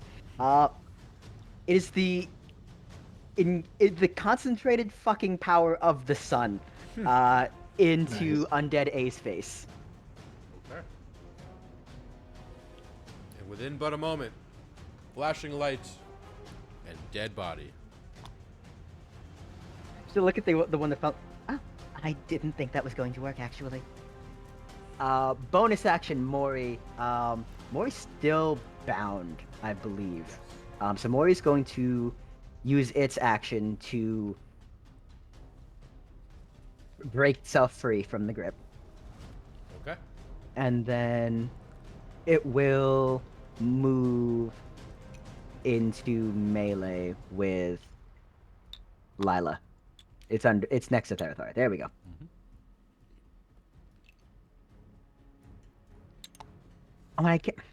You know what? I guess Iris can probably move too. She'll take an attack of opportunity, but that's fine. We're going in. Okay. We'll take an attack of opportunity from Undead B if it wants to swing at us. Absolutely will. All right. First attack. Natural 20. Jesus Christ. Actually, I think it only gets one swing. Didn't we determine that? Its action is 2 swings. So I think the action multi-attack is 2 swings. I think reaction opportunity attack is a melee attack. Okay. Yeah, so then... Unless it has other things it can do. No, it doesn't. So I think I Okay. may have been doing that wrong, but I don't think I hit anyone with it, besides you. Okay, so weird order of operations question. Sure. Actually, never mind, it wouldn't work because Mori was not within 5 feet of the undead carry-on. All right, so natural 20. You are going to take... 18 slashing. Ooh, and yikes. 4 necrotic. And you are under half. I need you to roll Okay. a con save. Iris has 6 HP, by the way. Okay. Jesus. The fuck? Wait, was she fighting before this? She got hit no, right at the very beginning. Yeah, we got hit by Lila for Oh. like 20 damage. Okay. That's gonna be a 22. All right, you succeed. However, now that you are below a quarter health, the DC Jesus is Christ. higher. Let me double check here because so attack of opportunity pops as soon as Iris starts moving. And I guess okay, Iris, I don't think Iris was paying attention to Lila. She doesn't know that there's that weird undead necro shroud. She's gonna stay there. Okay. It is Felix's turn. All right, Felix will stab at Lila once more Okay. and get an 18 to hit That will hit. for. Oh god, I'll reroll that one. 20 damage total. And Alright. for bonus action, Mhm. I will cast Healing Word on Iris, 'cause she's looking rough, for 11 extra health. Excellent. Okay. Iris, Yes. none of that health heals you. Oh, fuck. Oh no! Oh no. And with the 20 damage that Felix has done, Lila enters her second form. No, Oh No. I just no. made things worse. You see her Uh-oh. skin tighten even more into a now sort of leathery, almost decayed exterior. Her bones start to shift, you see, as they shift, her hands become larger, her claws become longer. She almost looks like a Wendigo at this point. She's not a Wendigo. Oh yikes. But she looks like elongated, very accentuated, exaggerated features meant for killing. That being said, Felix, you have movement technically if you'd like to, or I don't feel like taking an attack of opportunity. I guess maybe this is like a technically better Yep. position than where I was, so I'll just move over there. okay. It is now Therathari's turn. It's his turn. Guess we're lucky the early fight went the way it did, huh? Yeah. Wait, did Undead C or D go at all? They go after you guys. Oh, They went last turn. they did? Yep. Yeah, What they did did. they They do? attacked me. C and D? D and D? Ranged? Oh no, C and D didn't do shit. Oh, I They're might have just missed vibing it. back there. Shit, my bad. I know C went. I don't think D went. If C went, he should have also taken.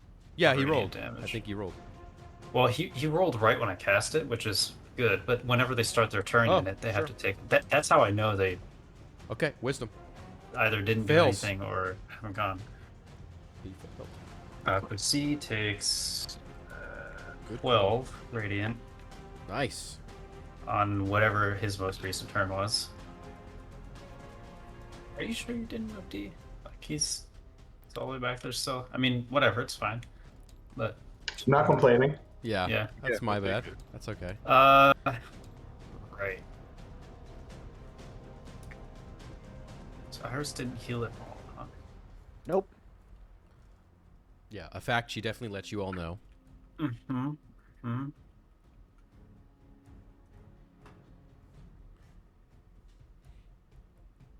Hmm. That's pretty tricky.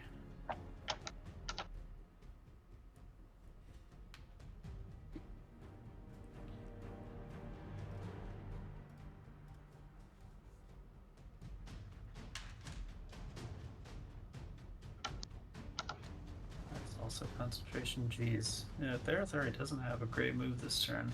You mean you can't wipe out half the Has- board? No. Has Felix taken a hit yet?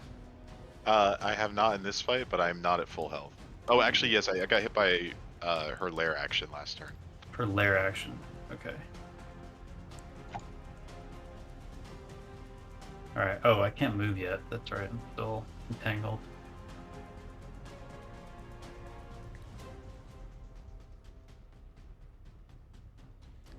I love how we all just converge. It's like it goes out and back in and out and back in. I love it. The ebb and flow. Yeah, so many of my like tricksy things are concentration, so I can't actually continue them right now. I guess Therathar will do his own Word of Radiance, which at this point probably only hits Lila. Yeah, just her. Okay. She con is save? doing a con save. Yep. I kid you not, a natural 20. I swear to God. Oh, all Oh right. dear. So she takes nothing. Got an up and down night. Yeah. I guess that's it. Yeah, I don't have any. Jared bringing out the Well- weighted dice. You know what? I take that back. I will do. I'll use my bonus action for a healing word on Felix. And we'll see if that does anything, huh? So We'll see. 1d4 plus your spell cast. Yeah. 8 max roll. You get nothing, Felix. All right. No. Uh-oh. All right. So well, even just getting nicked by the lair is good enough, huh? It could just be an AoE thing too. I Do mean, we yeah, anti-heal it could just and be then- like an aura around. her. Right, Yeah, right. it could just be like that we're too close. Okay. That is all. All right, now C and D will go. So once again, starting the turn in here. Natural 1. There's the balance for you folks. 9 radiant. All right. C takes a step and it gets eviscerated by light, by radiant Just damage. poofs into radiant light. D will go and dash. 1, 2, and through the dash, just make it to you, Therathari. Needs to Okay. make a wisdom save. That is a 5. Oh yeah, we got this one. 21. Let's Wow. go. Holy shoot.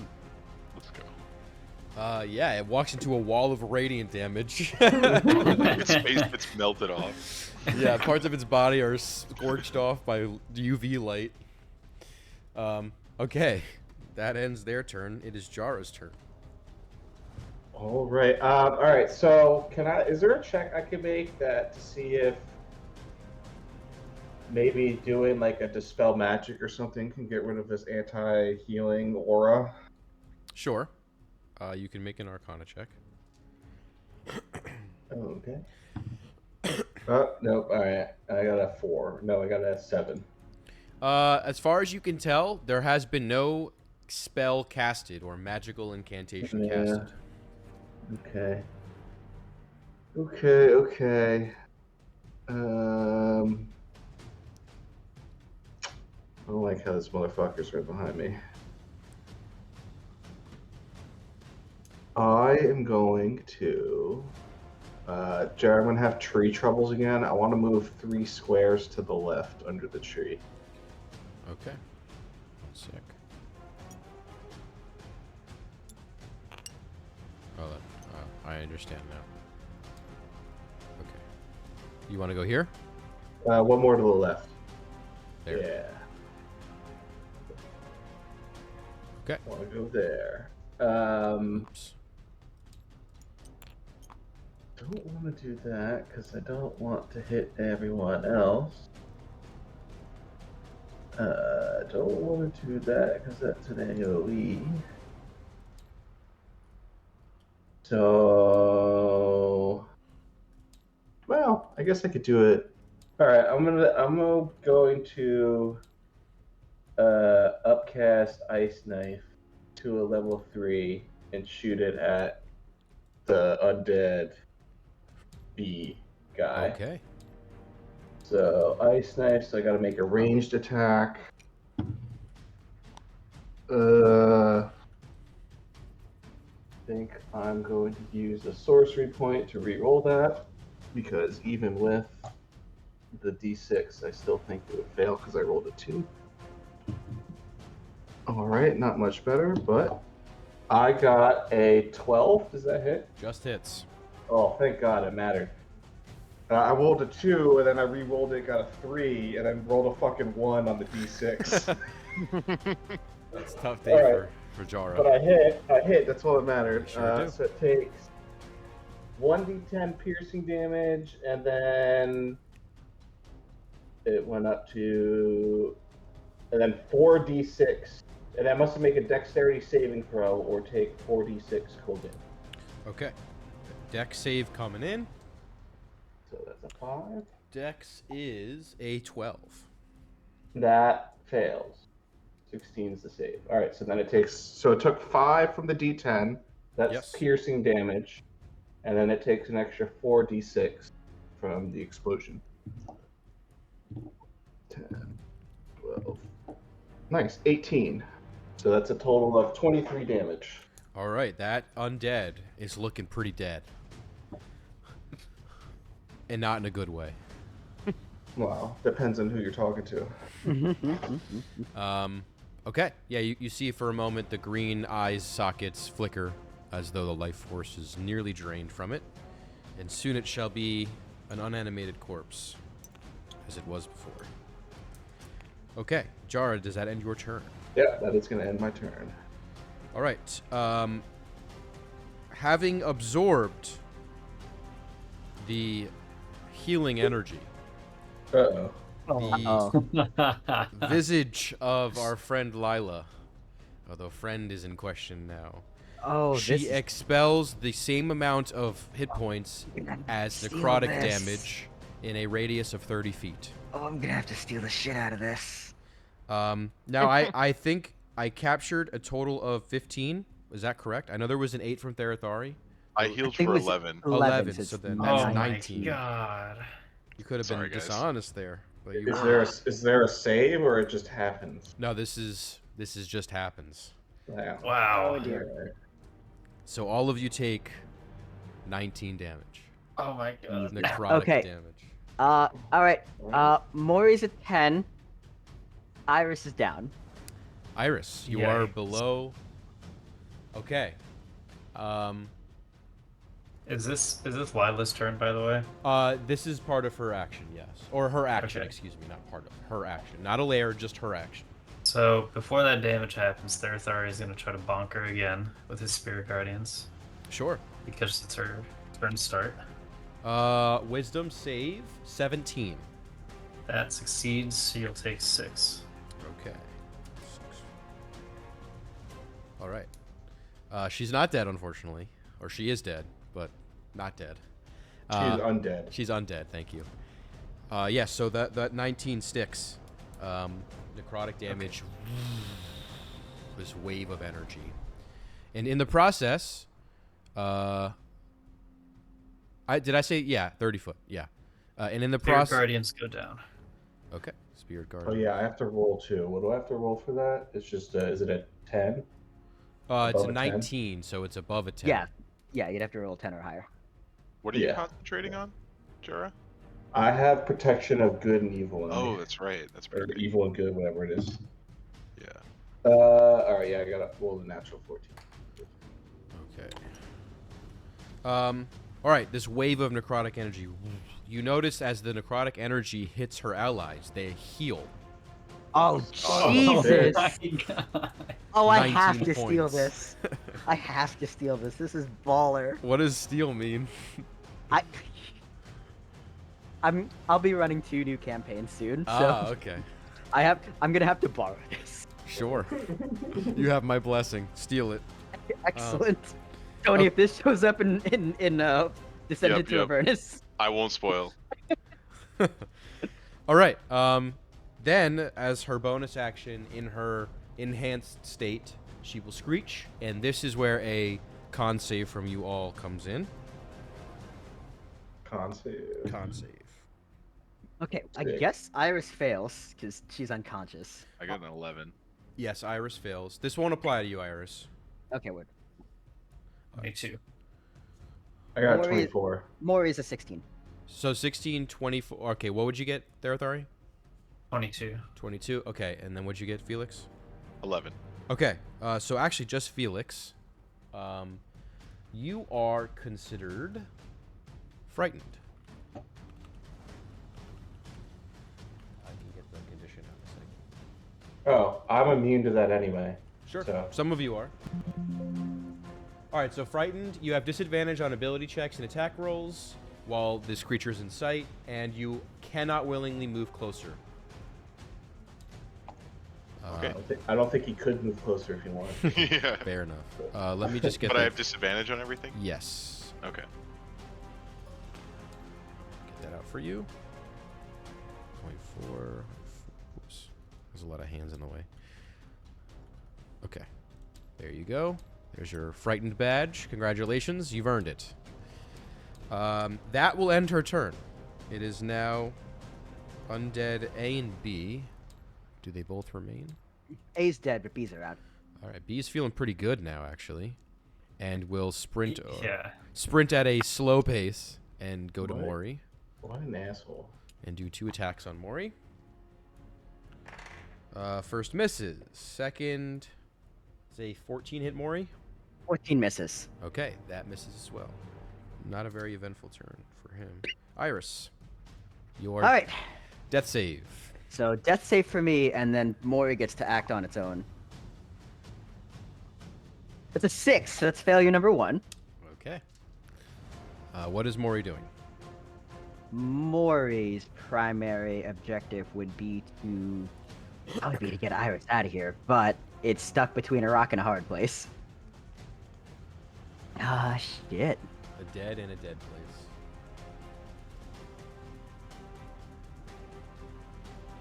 Okay, its action is going to be using one of its 3 repair up. Wait. It is not going to try to heal itself. Yeah, no. Fuck. Oh, shit. Son of a gun. I think this is our first encounter where like healing is actively bad, right? It's gotta be. Okay. Okay, I have an idea. I don't know how to make this work mechanically. Mori is a giant, or not a giant, but it is a generally skeletal owlbear of a particular size. Sure. Mori would like to crawl over Iris, and with its general skeleton and rib cage, protects Iris from physical ingress. Kind of just like a bone cage. Interesting. All right. Here's what I would say. If you do that, I would say, Okay, here's what I'm thinking. Let's workshop this. This is cool. Alright. This is a weird thing. I'm thinking it's not a standard action. 2 avenues we could go down. The first is Mori could stand in lieu of Iris for damage, a percentage of damage, potentially. Mhm. Or what we could do is we could shift some AC from Mori to Iris. Let me think. I think protection-wise, let's go with the AC idea. Okay. What is Mori's AC? Mori's AC is currently 15. 15. I will let you go potentially down to 10 if you want and transfer all 5 to Iris, but leaving Mori very vulnerable. Totally up to you, but 10 would be the limit. AoEs are a bit of a danger and probably would negate this, but the construct is probably thinking about trying to keep Iris alive, so it'll go down to 10 and move 5 AC over to Iris. Okay, sure. That's pretty wild. Which puts Iris at a technical 27 AC currently. Sure. Not for very long. Not for very long, but we'll see what happens. Okay. That's Mori's action. I think I'm happy with that ruling. Felix. All right, so I have another technical question because I want to do something that I don't know is if there's a technical rule for. But I have disadvantage to all attacks. Yes. It's disadvantage on ability checks and attack rolls while you are within line of sight. Ability. Oh fuck, that's even worse than I thought it was. Wow, that's really bad. All right. All right. You know what? Let me quit messing around here. I'm just gonna attack her again. Okay. Not gonna overthink it. I'll take the disadvantage. Go ahead. I gotta overcome my fear. And I get a 13. That will miss. Okay. All right. Frightened by her presence, you are unable to make contact. I also forgot at the end of her turn, everyone... Who's within... Oh, no. She dropped that. She had Okay. to. Never mind. Sorry. I'll have to reactivate it if I want to do that. Okay. Aha. No, you don't. It's fine. That ends Felix's turn. Therathari. As much as it pains me to be a one trick in this fight, Spirit Thor will Guardian. cast Spirit Guardians. You Yeah, have to, Do yeah. it. No, Do go for it. it. it is the only It's- logical it's choice. gonna It is, save us. it is probably the most optimal thing to do right now. Yes, All right. it I'm going to probably have to is. resize this again. One sec. I think I did it at 0.8 before. That looks right? Yeah, I mean, That's good enough. I don't see the zombies running away, so it probably doesn't matter what it looks like. Sure. Fair enough. Uh, Wisdoms. Wisdoms. All right, so we They all need get the same damage roll this time. 1, 2, 3 wisdoms. All right, first one for Undead B. Natural 2. He takes. Okay. Oh, sorry. Go on. Yeah, roll them all. Undead D. 5. And Lila. Natural 20, I swear to God. Let's God go. Okay. God Well, damn it. I Whoa, whoa, whoa, swear to no, God. no. Look. I also high rolled. I got a 20 on damage. Holy. All right. So All right, we take that. We All right. absolutely take that. D is gone. 40 damage over 2 turns, basically. And then B. Oh, no, they healed. D is not dead. Yeah, after all the fucking damage I Damn did it. to it, it got like reversed. Okay, they're still alive. Both of them. Oh, Yes. But not Ah. much, but they're there. And Lila takes 10. Okay. Yes, she does. That's still 50 points of damage. That's no Dude, joke. Spirit I Guardian mean- is crazy. When you consider that he also O-code 5 of them, For real. this is one of those fights where it would mean- not have been the same without a light cleric. That's This correct. is a light This is cleric. objectively the Therathari fight. Yeah. Yeah, this is like their wet dream is to fight a bunch Yeah, of yeah. Yeah. That's right. The All funny right. thing though is like we could have just rolled a 1 or a 2 or whatever on the zombie the- die and then Yeah, it was like, it's yeah, whatever. pedestrian, you know. Yeah. All right, I'm going to put this on the table for dramatic effect for when it is Iris's turn. If she is not up, I want her to roll in this tower. Oh my god. Oh, absolutely, I'll roll on that tower. Wait, this is badass. To find a good place for it. I don't think there's like flat ground there. Yeah, I'm going to delete some stuff. Yo. This is cool. Oh, 1,000% roll on the snake Yeah. tower. Holy shit. And that Yeah. tower is now in the graveyard. We can go in it. We can run up it. That's right. can It's throw a Lila off it. mausoleum. It's a mausoleum of some Yep. sort. Just so we all know how it works, let's just do a roll here. Do we have a D20 for me to use? Yeah, I'm gonna pull that up for you right now. There's your D20. This doesn't count. This is for science. Lock this item and then throw dice in the tower roll. Is it locked? Oh, no, let me lock it. Now it's locked. Okay. I now need a lift height of maximum. That's that's minimum. Can I? Okay, excellent. You missed. Hold on. I'm getting there. There it is. Did it go? Yeah. Okay. All right. Excellent. All right, we got a 16 box of totally doom. counts. I love it. Wait, where did it come out? Out The of mouth. the, The mouth. out of the snake mouth. Oh, out of the mouth. Oh, I was looking at the front gate, like the door over there. It's like a gecko. It does look like a gecko, but it's supposed to be a. Technically, it's supposed to be like a. A weird snake thing. Yeah, weird snake thing. All right, that's settled. We're top of the round, Jara. All right. Oh.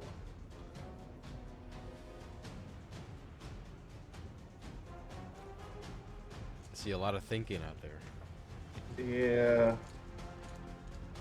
which you may have thought was an easy encounter. Yeah, Therathar was contemplating staying back. Frightened isn't a magical effect, right? No, Damn it. not in this case. It's all natural. All natural, baby. That's right. Organic frightened. Okay. Maybe he's born with it. Free-range frightened. It's not conflict-free frightening. Okay. I think what I'm gonna do is twin spell a cantrip to hit the.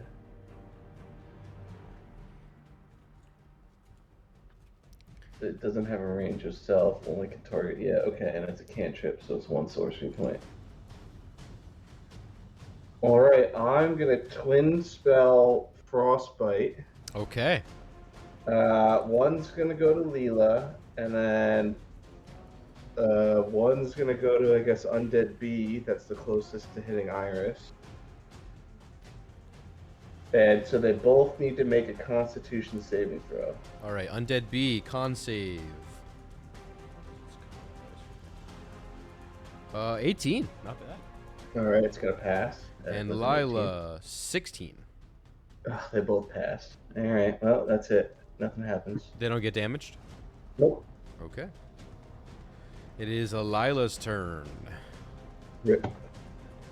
How Lila, wise is she this turn? Lila will. Do some bullshit. She makes 3 attacks now that she's in her heightened form. Hold on. Is she wise this turn? Oh. No. That's a 7. 16 radiant. Oof. She's getting pretty low. Therathari has honed his Spirit Guardian technique. I could tell. Everything is just hitting. It's pretty good. But Thank she'll God. make 3 attacks. She'll make the first 2 on Therathari, and then the third on Felix. All right, let's see how it is. She's considering Mori and Iris as already done with, considering they're not worth her time at this point. That's the rationale there. And Stop, they're already dead. when Iris rolls, there may be a chance of... There's a non-zero chance Iris is just gone. Not gone. Undead. There's a 5% chance Iris What- comes what back is- as an undead. What material is? There's nothing organic about Iris. Can she There's be undead? My arms, I guess. Oh, true. You're right. Or she Oh, becomes- fuck. She becomes the thing from Yeah. the Addams family. All right, first attack on Thera. Misses. Second attack. That will hit. That's or I think it will. An 18? Yeah. All right. And then on How Felix. much health do you have? Yeah.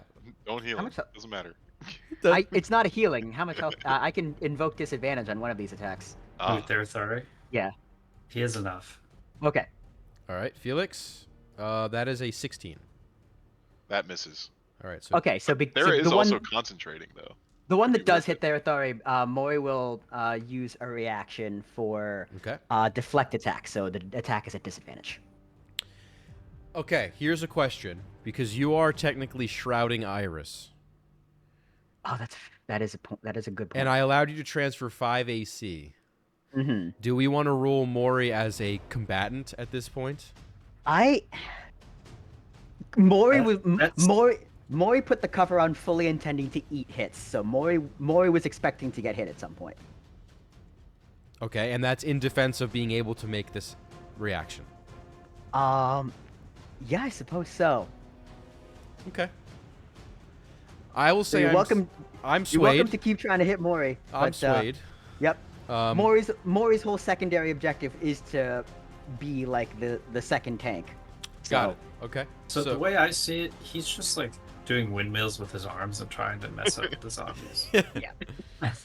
All right. So He's got long arms. so he's disadvantage. Freaking out, man. I'll Mori's reroll. weird as shit.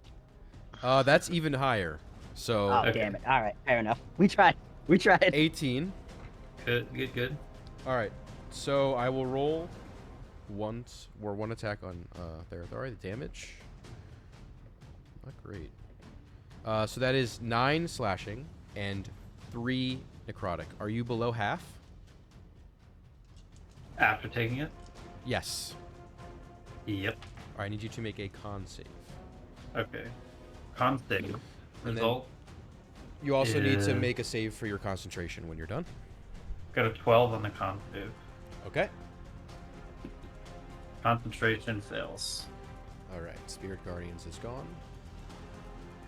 Jarrett, just let Spirit Guardians happen. All right. And then They've done a lot. wait. You got a 12? A 12 on the concentration. I think Not sorry, the constitution save. yeah, that passes actually, right?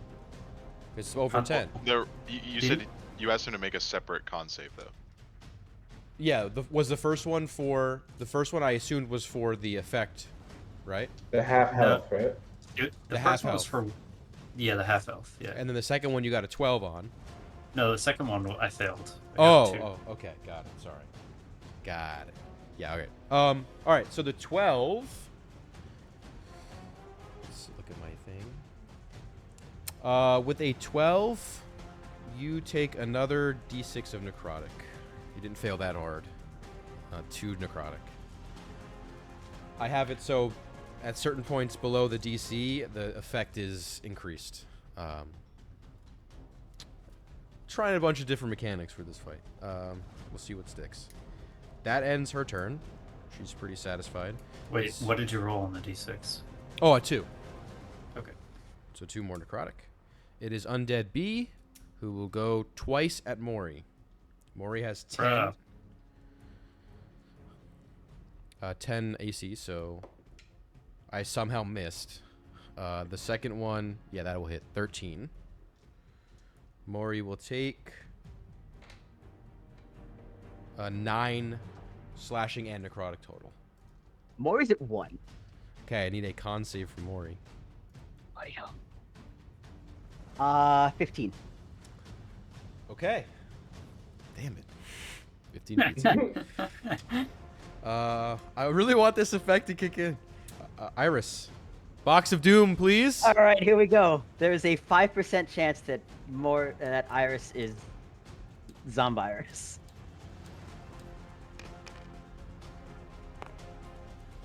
You succeeded, 18. Oh, good That's roll. a Good success. roll. Oh, Well done. All right. There we go. Mori with its 1 HP. There's also this little rune over here that looks like a dice tray. Where's that? Oh, this room? Yeah. Yeah, technically you could roll in there. But the box is more dramatic. I have one in real life, but it's not as fun if Iris isn't rolling it.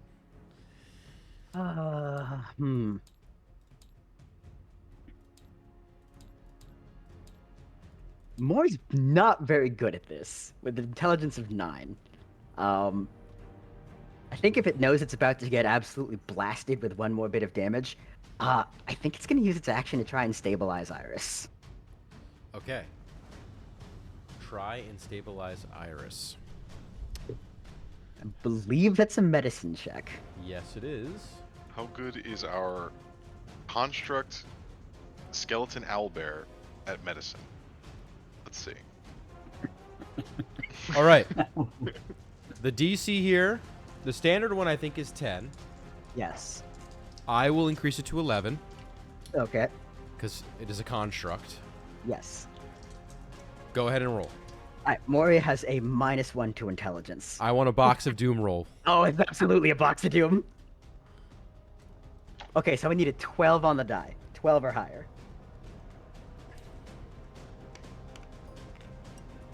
Nice. No. Oh, no. Oh, Rip. no. All right. That is a 2. Mori shakes Iris, trying to wake her, to no avail. There are some things constructs just can't do. That is. Everything else, That's going to be there's Mori's Master. turn. Everything else is Master. AI hasn't replaced you yet, Iris. All right, Felix. All right. You said Lila's getting there, so clearly something's working. I am still frightened, but you know. This is your last round of fright. Oh, amazing. I'm stubborn. But I got a. I'm going to use my reaction to get rid of one of your disadvantages on one of your attacks. Oh, after. I mean, that happens after I roll, because I already rolled 2, so I don't know what. Should I just re-roll, or should I just take the highest? I don't know. You choose. I'm using Restore Bounce, which is a reaction I have that when a creature I see rolls a d20 with advantage or disadvantage, I can negate it. So, Jared. What? What's the question? Jara negated my disadvantage after I rolled, but before I revealed my rolls. So do I just re-roll now, or do I just take the highest? You would take the highest, yeah. Okay, it's a 15. That will... Sir Heightened form? No, that will still miss. Just barely. Okay. darn. Do you have inspiration? No. I tried. Okay. Someone else might, but I don't think they can use it on me. So that You are no is- longer frightened. At the I'm end no of longer your turn. frightened. Yeah, at the end of your turn. So my turn was a net positive, I guess. But I think it's over. I don't think I can do really anything else. Yeah, all of my it's funny, all my potions, I feel like if I use them they would just make her stronger, so I'm gonna not. Sounds good. Therathori. Is he still caught in the hands? If you haven't moved or broken from it, yes. Rough. Well then, can you guess what he's gonna do? Spirit Guardians. Yep. Let's go. If it ain't Let's broke. go. Wouldn't you know? You forced my hand. Get it? All right. That's the final 3rd level spell slot. 0.8. It's alright, I've been through this before. I know the motions. Okay. Wisdoms. 3 wisdoms. Undead B. Fails. Lila. Fails for the first time in a while. Oh shit! Let's go. Undead D. Fails. All 3 fail. 16. That's what I'm talking about. 16. Yeah. Okay, B is dead. Again. And D is just alive, barely. And Lila is still alive. This turn, the bonus action will be the final bardic inspiration on Felix.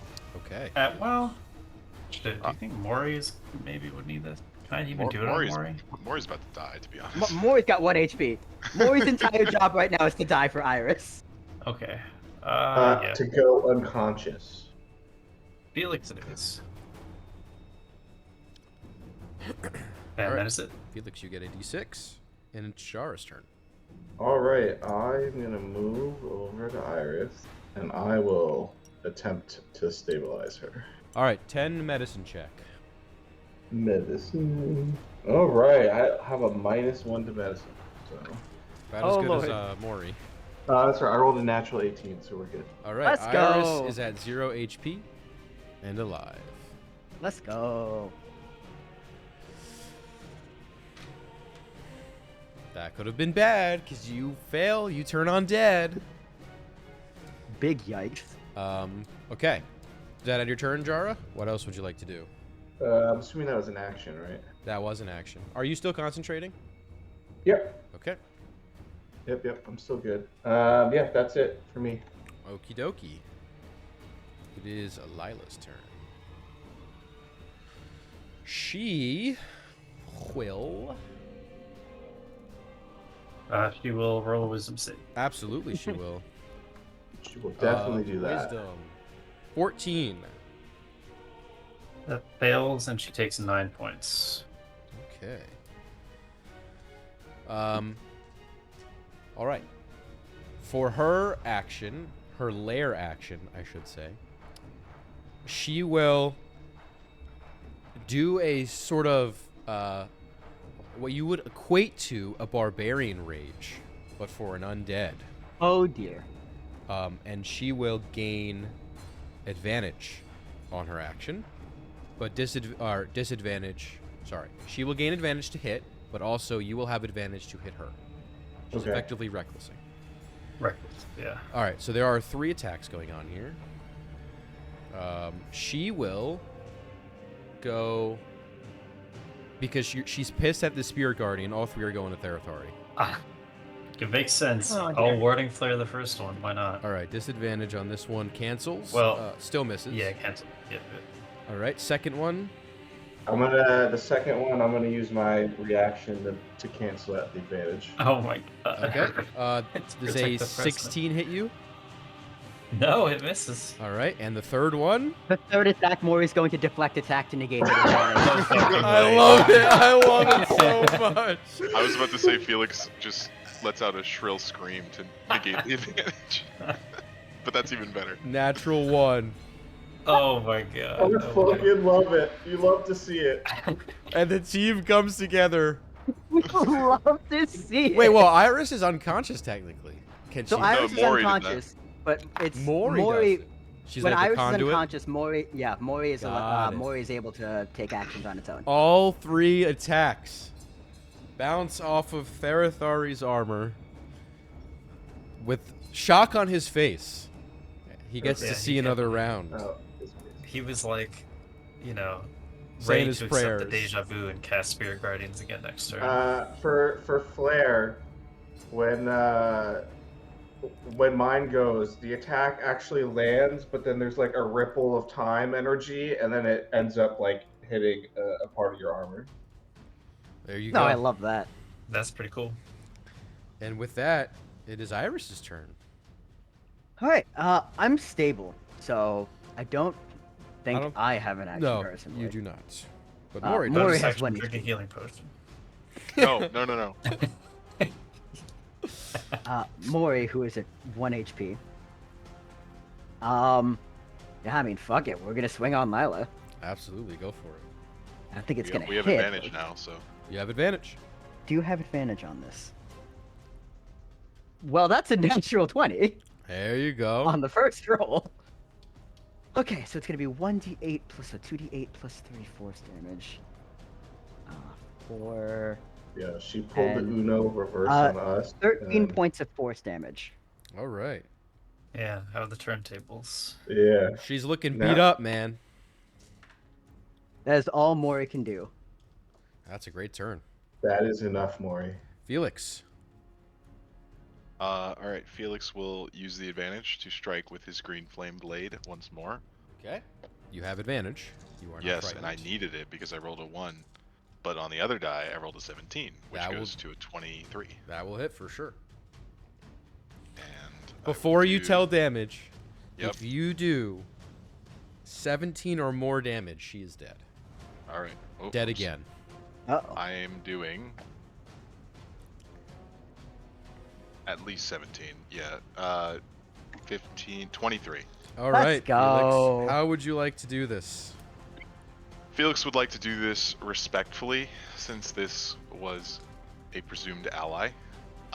So he will stab her in the back, right in the heart, let's say, but from the back, Sure. so that it's, I guess, more hideable. And as she falls, he'll do his best to catch her, even though she's probably taller than him, and lay her down gently. And that you do. You catch the falling corpse of Lila, who falls lifeless once more. As she falls into your arms, you notice her form, which was previously very decayed and basically withered away. Some life essence kind of returns. Not quite to be what you would expect, someone who's freshly died, but still better than before. And with that... And the other zombie is it dead? Yep, it is. Nice. The green fades as its body falls lifeless once more. Silence fills the graveyard. Corpses are scattered about above the ground. And you are caught in a moment of, I would say, relief, but also worry that this spawned, if you recall, off of one spell from the High Septon. Yeah, like what the fuck that guy Yep. do? We pick up after the battle.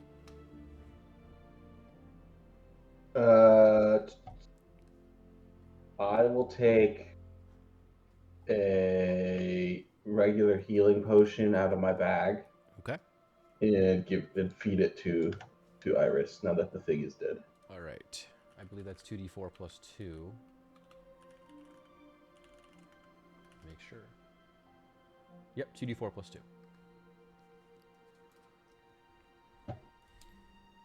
Theratari is going to grab the torch Okay. and do that. That is 8 health, Iris. I don't. If you didn't roll, I rolled. Excellent. Okay. That's what Theratari is doing. You're lighting her on fire? Yeah. Okay. The body becomes a flame. All right. You actually do take the health. Okay. Iris is gonna go through startup sequence. And for Wow. good measure, Theratari will do a math healing word. Okay. And if Theratari doesn't do it, Felix will take the torch and go around and burn the other bodies. Sure. So everyone will heal for 9. 9. Yep. I think So, that was one of the first fights I didn't go below like half health. Yeah, you hardly took anything. I just Oh, took that that 19. I just took that 19 damage from the. Oh, true, yeah. That's all I took. I lied. It's everyone except Mori, Ah, as Mori is a construct. I will also say, in the moments after battle, as you are healing yourselves and thinking about things, you have done something favorably in terms of the eyes of the deities of order. And so while you may not gain physical loot from this battle, I did not want to leave you empty-handed. So I still have a loot table for various religious flavored effects that will carry through for the next 24 hours. that's exciting. So Excellent. I would invite you all to roll a D100. Iris, I think you chose a D6, not a loot table, but regardless. I went with the advantage, not the loot table. But that's the way it rolls sometimes. Indeed. Hey, both were useful. So All right, let's start with Felix. What was your roll? I'm still finding my dice, but my roll is a 53. Iris? 14. Thera? 85. And Jara. 40. Okay. All right, we'll start with Felix at 53. Mhm. Felix, you feel a warm sense of, I guess, encouragement, let's call it, from the Platinum Dragon, Hamit. And over the course of the next 24 hours, you gain the following ability, or benefit rather. You get to re-roll one failed save for you or an ally And then, outside of that, you have the ability to essentially cast Bless. Okay. Obviously, it's a one-time thing. Which we all know is broken Bless is pretty in broken. Baldur's Gate. It is definitely broken in Baldur's Gate. So that is Felix. So you have the reroll and the Bless. That's great. Iris with a 14. You get the blessing. Actually, this is pretty ironic, or maybe Oh not. dear. You get the blessing of the Raven Queen, the Matron of Death, Huh. whom you almost met in just the battle prior. You have the ability to succeed on a death save. And this is one of the only things on the loot table that extends indefinitely. Oh, You got the fuck. crit, my friend. So Holy shit. you can succeed your own death save should you choose to do so. And it's not a natural 20, it's just you mark a success. It's just okay. Got it. Can you roll and then choose to use it, or you have to choose to use it before a roll? Good question. It is before you roll.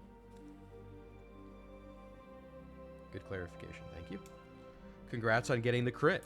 It was a Holy 3-point range. Good for you.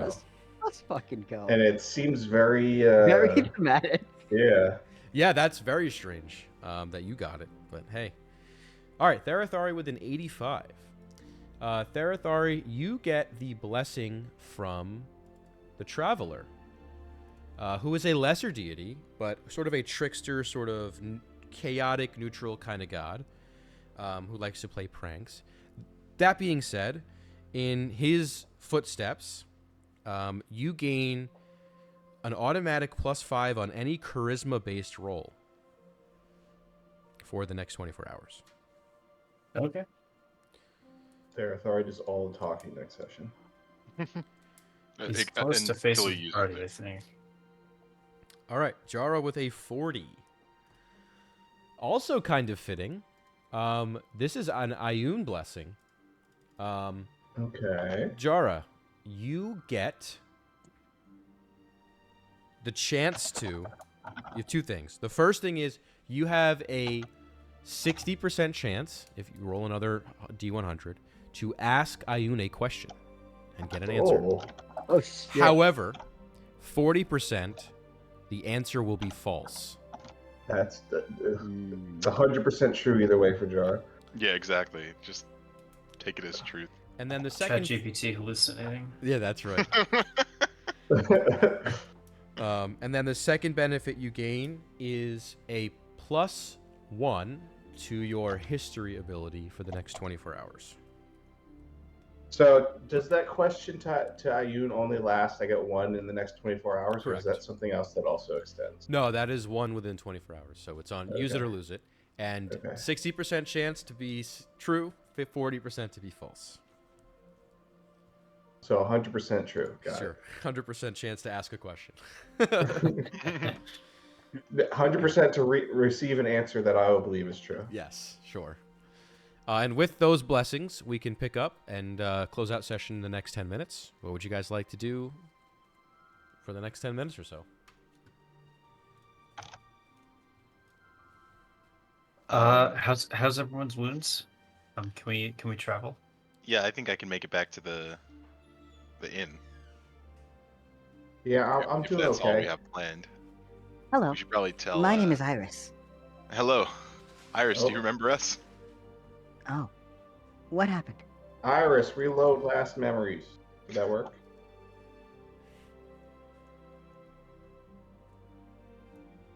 You know, I'd love to know how that was able to absorb healing. That seems very useful. Yeah, I don't know what that was. Is there? I'm assuming like that's a monster that none of us would have any idea what it was, Jared. It's a variant of an undead. So it's sort of like how there's vampire spawn. This is like an undead spawn. The power to Zombies. create other undead doesn't exactly exist in D&D, but in my world it does.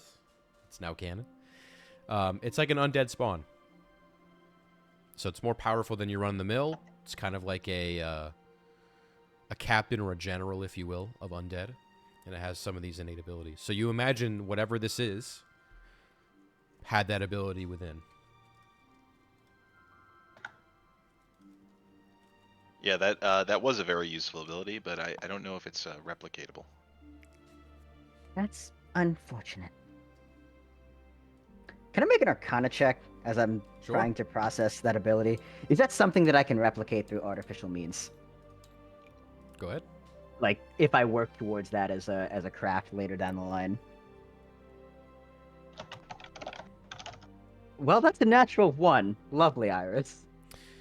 What you do know is this was created through magical means. So maybe. Iris becomes a necromancer. Yeah, this. Oh my god, this is her villain origin story. Should be the first necromancer for good. She just Well- couldn't help but try it. I'll try anything once, I guess. All right. We should probably go back and tell Oliver Yeah, what happened, I right? think we should get out of here before any of the guards or something show up.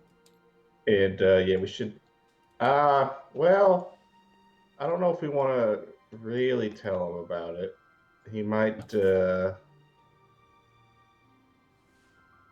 get a little bit upset that the woman he kind of had a thing with or for You turned killed into an undead monster, and then we had to kill her again. Well, but he's gonna ask what we did with her, right? Maybe we say that we buried her, and the strong necrotic energy caused other undead to spawn, but we leave the fact that she came back. Maybe we leave that part out. All right, I'll let you. Well, I'll let you tell this lie. I mean, I Eh, eh, guess if we want them to know the extent of the Septon's power, we should just tell him what happened. Yeah, this also I would hate for a little white lie to get in the way of your eventual membership into their order. fair, I guess. All right, we'll play it by ear. All right, we'll only answer if he asks, but yeah. Well, I think we should tell him. I don't think we should like withhold it, kind of thing. He is in his own room, by the way. Yeah, I was planning on telling him in the morning. We're gonna see him tomorrow. Yeah. Yeah, All right. because he has to do the spell to tell us where Paul is. Okay. You make it back to the inn, not to your room, to Paulie's room. He is still not there. Nothing has changed in this as far as the state of the room is concerned. It's exactly as you left it. What do you do? I think Felix is pretty exhausted, so All I'm right. gonna head to bed. Yeah, is it like super late? I'm assuming Absolutely. like Yeah. okay, yeah, then Close to midnight. But just bedtime. Something evil was lurking from the dark. Absolutely. Okay. You all bed down for the night. Weird question. Sure. As we're getting ready to bed down. If Iris were to think about attempting the last of her tinkering checks for this arcane handheld firearm device, how much time does she imagine that would take? Would it interfere with the course of a long rest? Yes, most definitely. At this hour. Yeah, Sure. okay. Yeah, she's beat the fuck up. She'll go to sleep. Okay. You guys can mark off a long rest. And we will pick up next session next morning. Well done. You survived a pretty tough encounter. I'm happy it ended up in the cemetery. Because it would Yeah, that have was been perfect. a little bit harder for me to To make work. fold in the dead people, but they still would have came. But yeah, that worked out well. Congratulations. I think Therathari had like a 10 kill streak right there. That was Yeah, that was That's nuts. correct. Therathori had the tactical nuke. Like estimating the HP of the zombies, I'm pretty sure he did in excess of 400 damage that fight. yeah, I believe it. especially all the damage you did with the like you rolled like 20, 16, 20 on, Yeah. on your Yeah. Well, that's why you need a cleric, Pretty folks. crazy. Yeah, I guess so. This is exactly but what clerics the are thing for. is, like, not all clerics would have been able to do that, right? Yeah, Be the like light cleric. war clerics. And also, you would- chose something specifically with undead, right? Well, Is that something the you just light get? cleric gets that. Yeah, Right. it like levels up the original version. Yeah, Well, there you go. You were made for that encounter. I was made for it. All right. Until next time. Great work, everybody. Thank you. All right. Jared, I'm putting the name for that unnamed session in the chat. I also am putting skin theory in the chat. Oh, what the fuck? Okay. Oh boy. You want a live reaction? I'll press play. Oh, I hate We that. got it an hour long. What? I'm not watching that. Hour-long reaction, Tom. Go. At least I'm not watching that tonight. I can give you the plots or the synopsis if you want. It's not a plot. It's like just an Sure, analysis. sure.